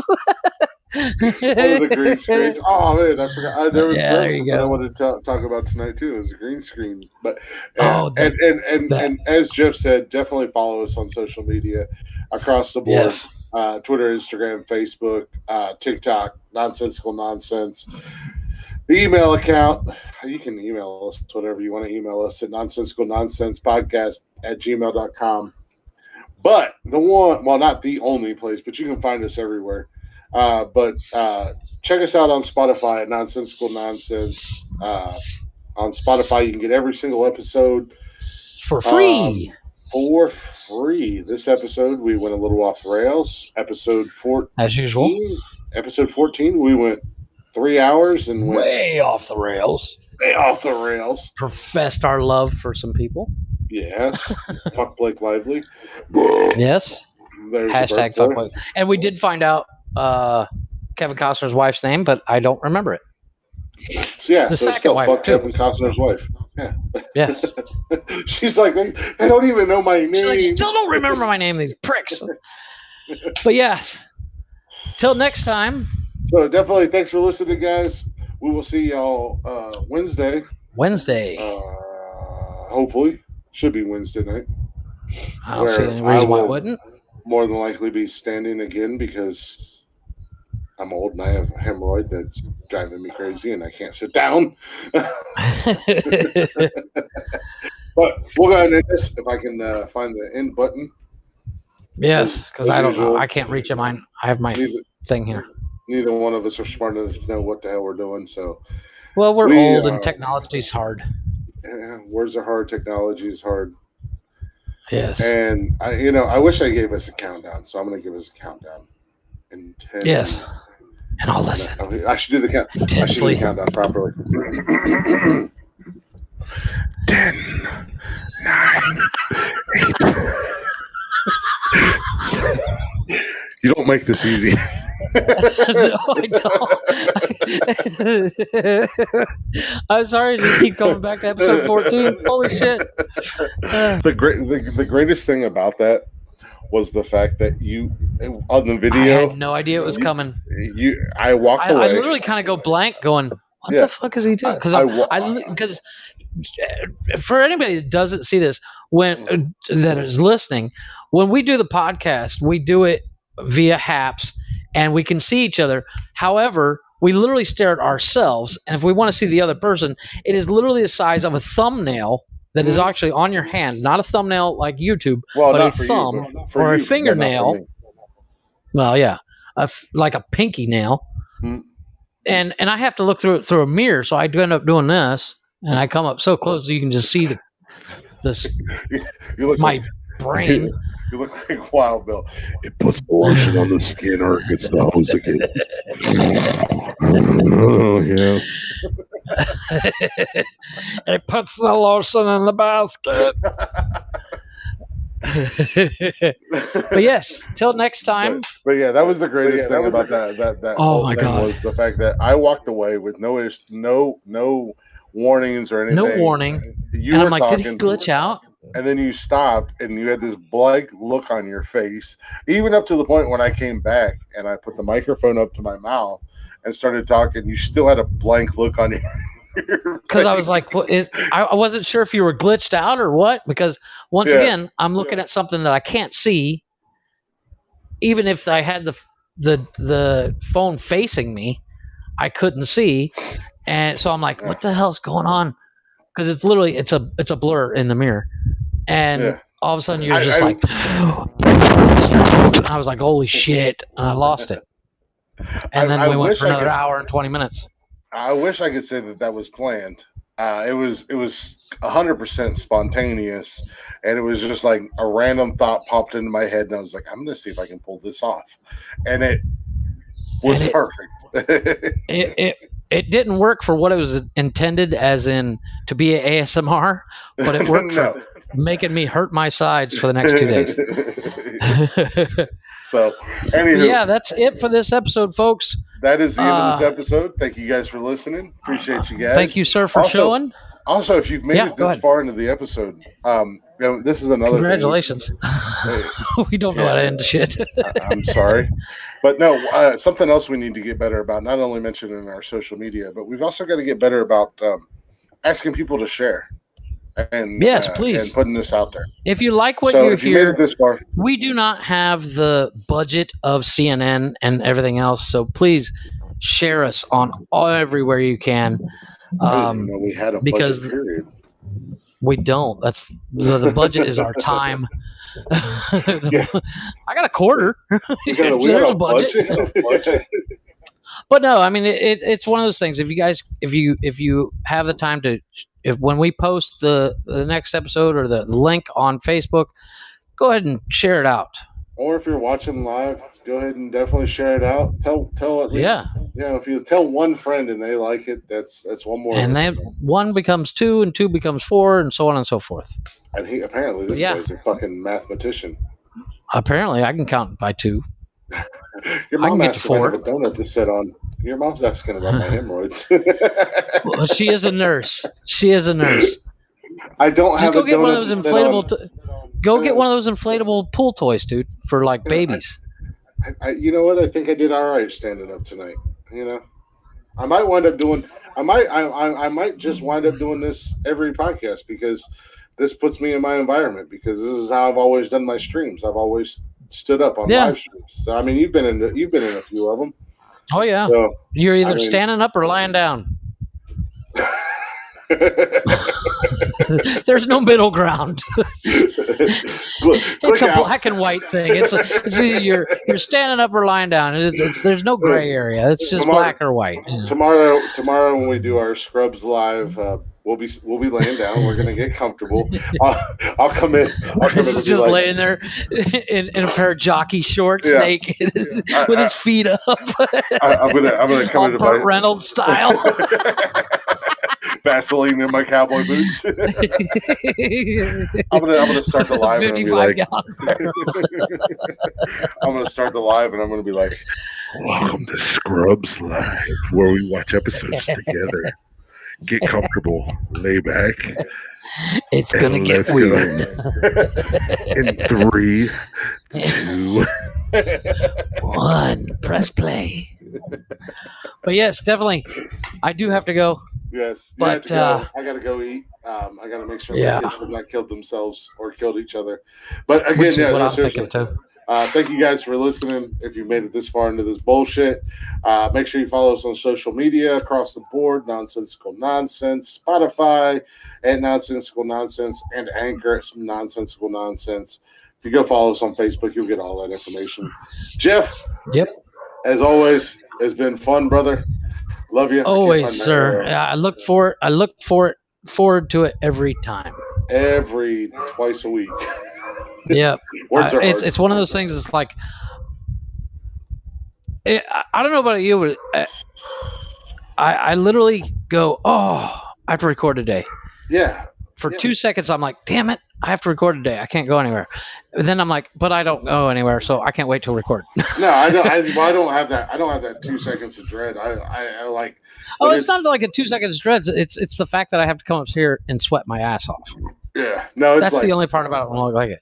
Once I get my air conditioner installed, we can go for 12 hours. I don't care. Yeah, for me, it's like, it's fucking podcast day. I wake up in the morning and I know. Fucking podcast day. Let's get this day done. And all day long, I'm just like, come on, let's go. Let's go. I'm looking at the clock. I'm like, are we done yet? Come on, I got a podcast to record. I get to hang out with Jeff. Oh, I know. It's a weird concept that you're like, I get to stare at the back of my phone for 2 hours talking to one of my best friends. I can't wait. Exactly. I think it's weird random shit. I think it's the coolest dynamic about this is because you and I I mean, with the distance between us and the years that we haven't, there was some years in there that we didn't talk, but it's like I get to hang out with one of my best friends, and I get to just shoot the shit. And if somebody watches, if people watch, awesome. If people listen, fucking amazing. But at the end of the day, don't, who cares? I had fun. Yeah, I got to hang out and bullshit and laugh with my best friends. So it's like, hell yeah. So podcast days are great for me. Oh, I love them. But I do have to go. I think that's why we end up going for 3 hours. We don't want to end, even though we know we have to. Yeah, I know exactly, and I'm horrible at that because I do the same thing on my lives because it's like, I should end my live, but the conversation's going so good, so let's keep going. Yeah, but let's do this. I do definitely have to go. I found my arrow. Okay, excellent. On my laptop. It's squiggling around your face right now. I'm picking your nose with it. Let me get in there. Get in there. Get that one over there. Get that bat in the cave. All right, but guys. yes, definitely. Again, Thank y'all for listening. We will see you guys Wednesday. Jeff, again, awesome hanging out with you as always. And I Can't wait till Wednesday. We'll talk throughout the week. Yeah, we'll talk throughout the day. But we'll be doing this bullshit again. Although I don't bother you on Sunday because I know that's your day. But if you go live, I'll probably end up showing up. Well, Sunday apparently is going to wind up being Scrubs Day. that's what I'm going to be known for. I'm going to get. I think I'm gonna stream that tonight. I'm going to get famous watching Scrubs. On TikTok. Like, seriously? 10 plus years I've been doing this shit, and now I'm famous. Now I get 1 million followers. Damn. Yeah. But yeah, let's end this. Let's go. Goodbye. Deuces. In broadcasting.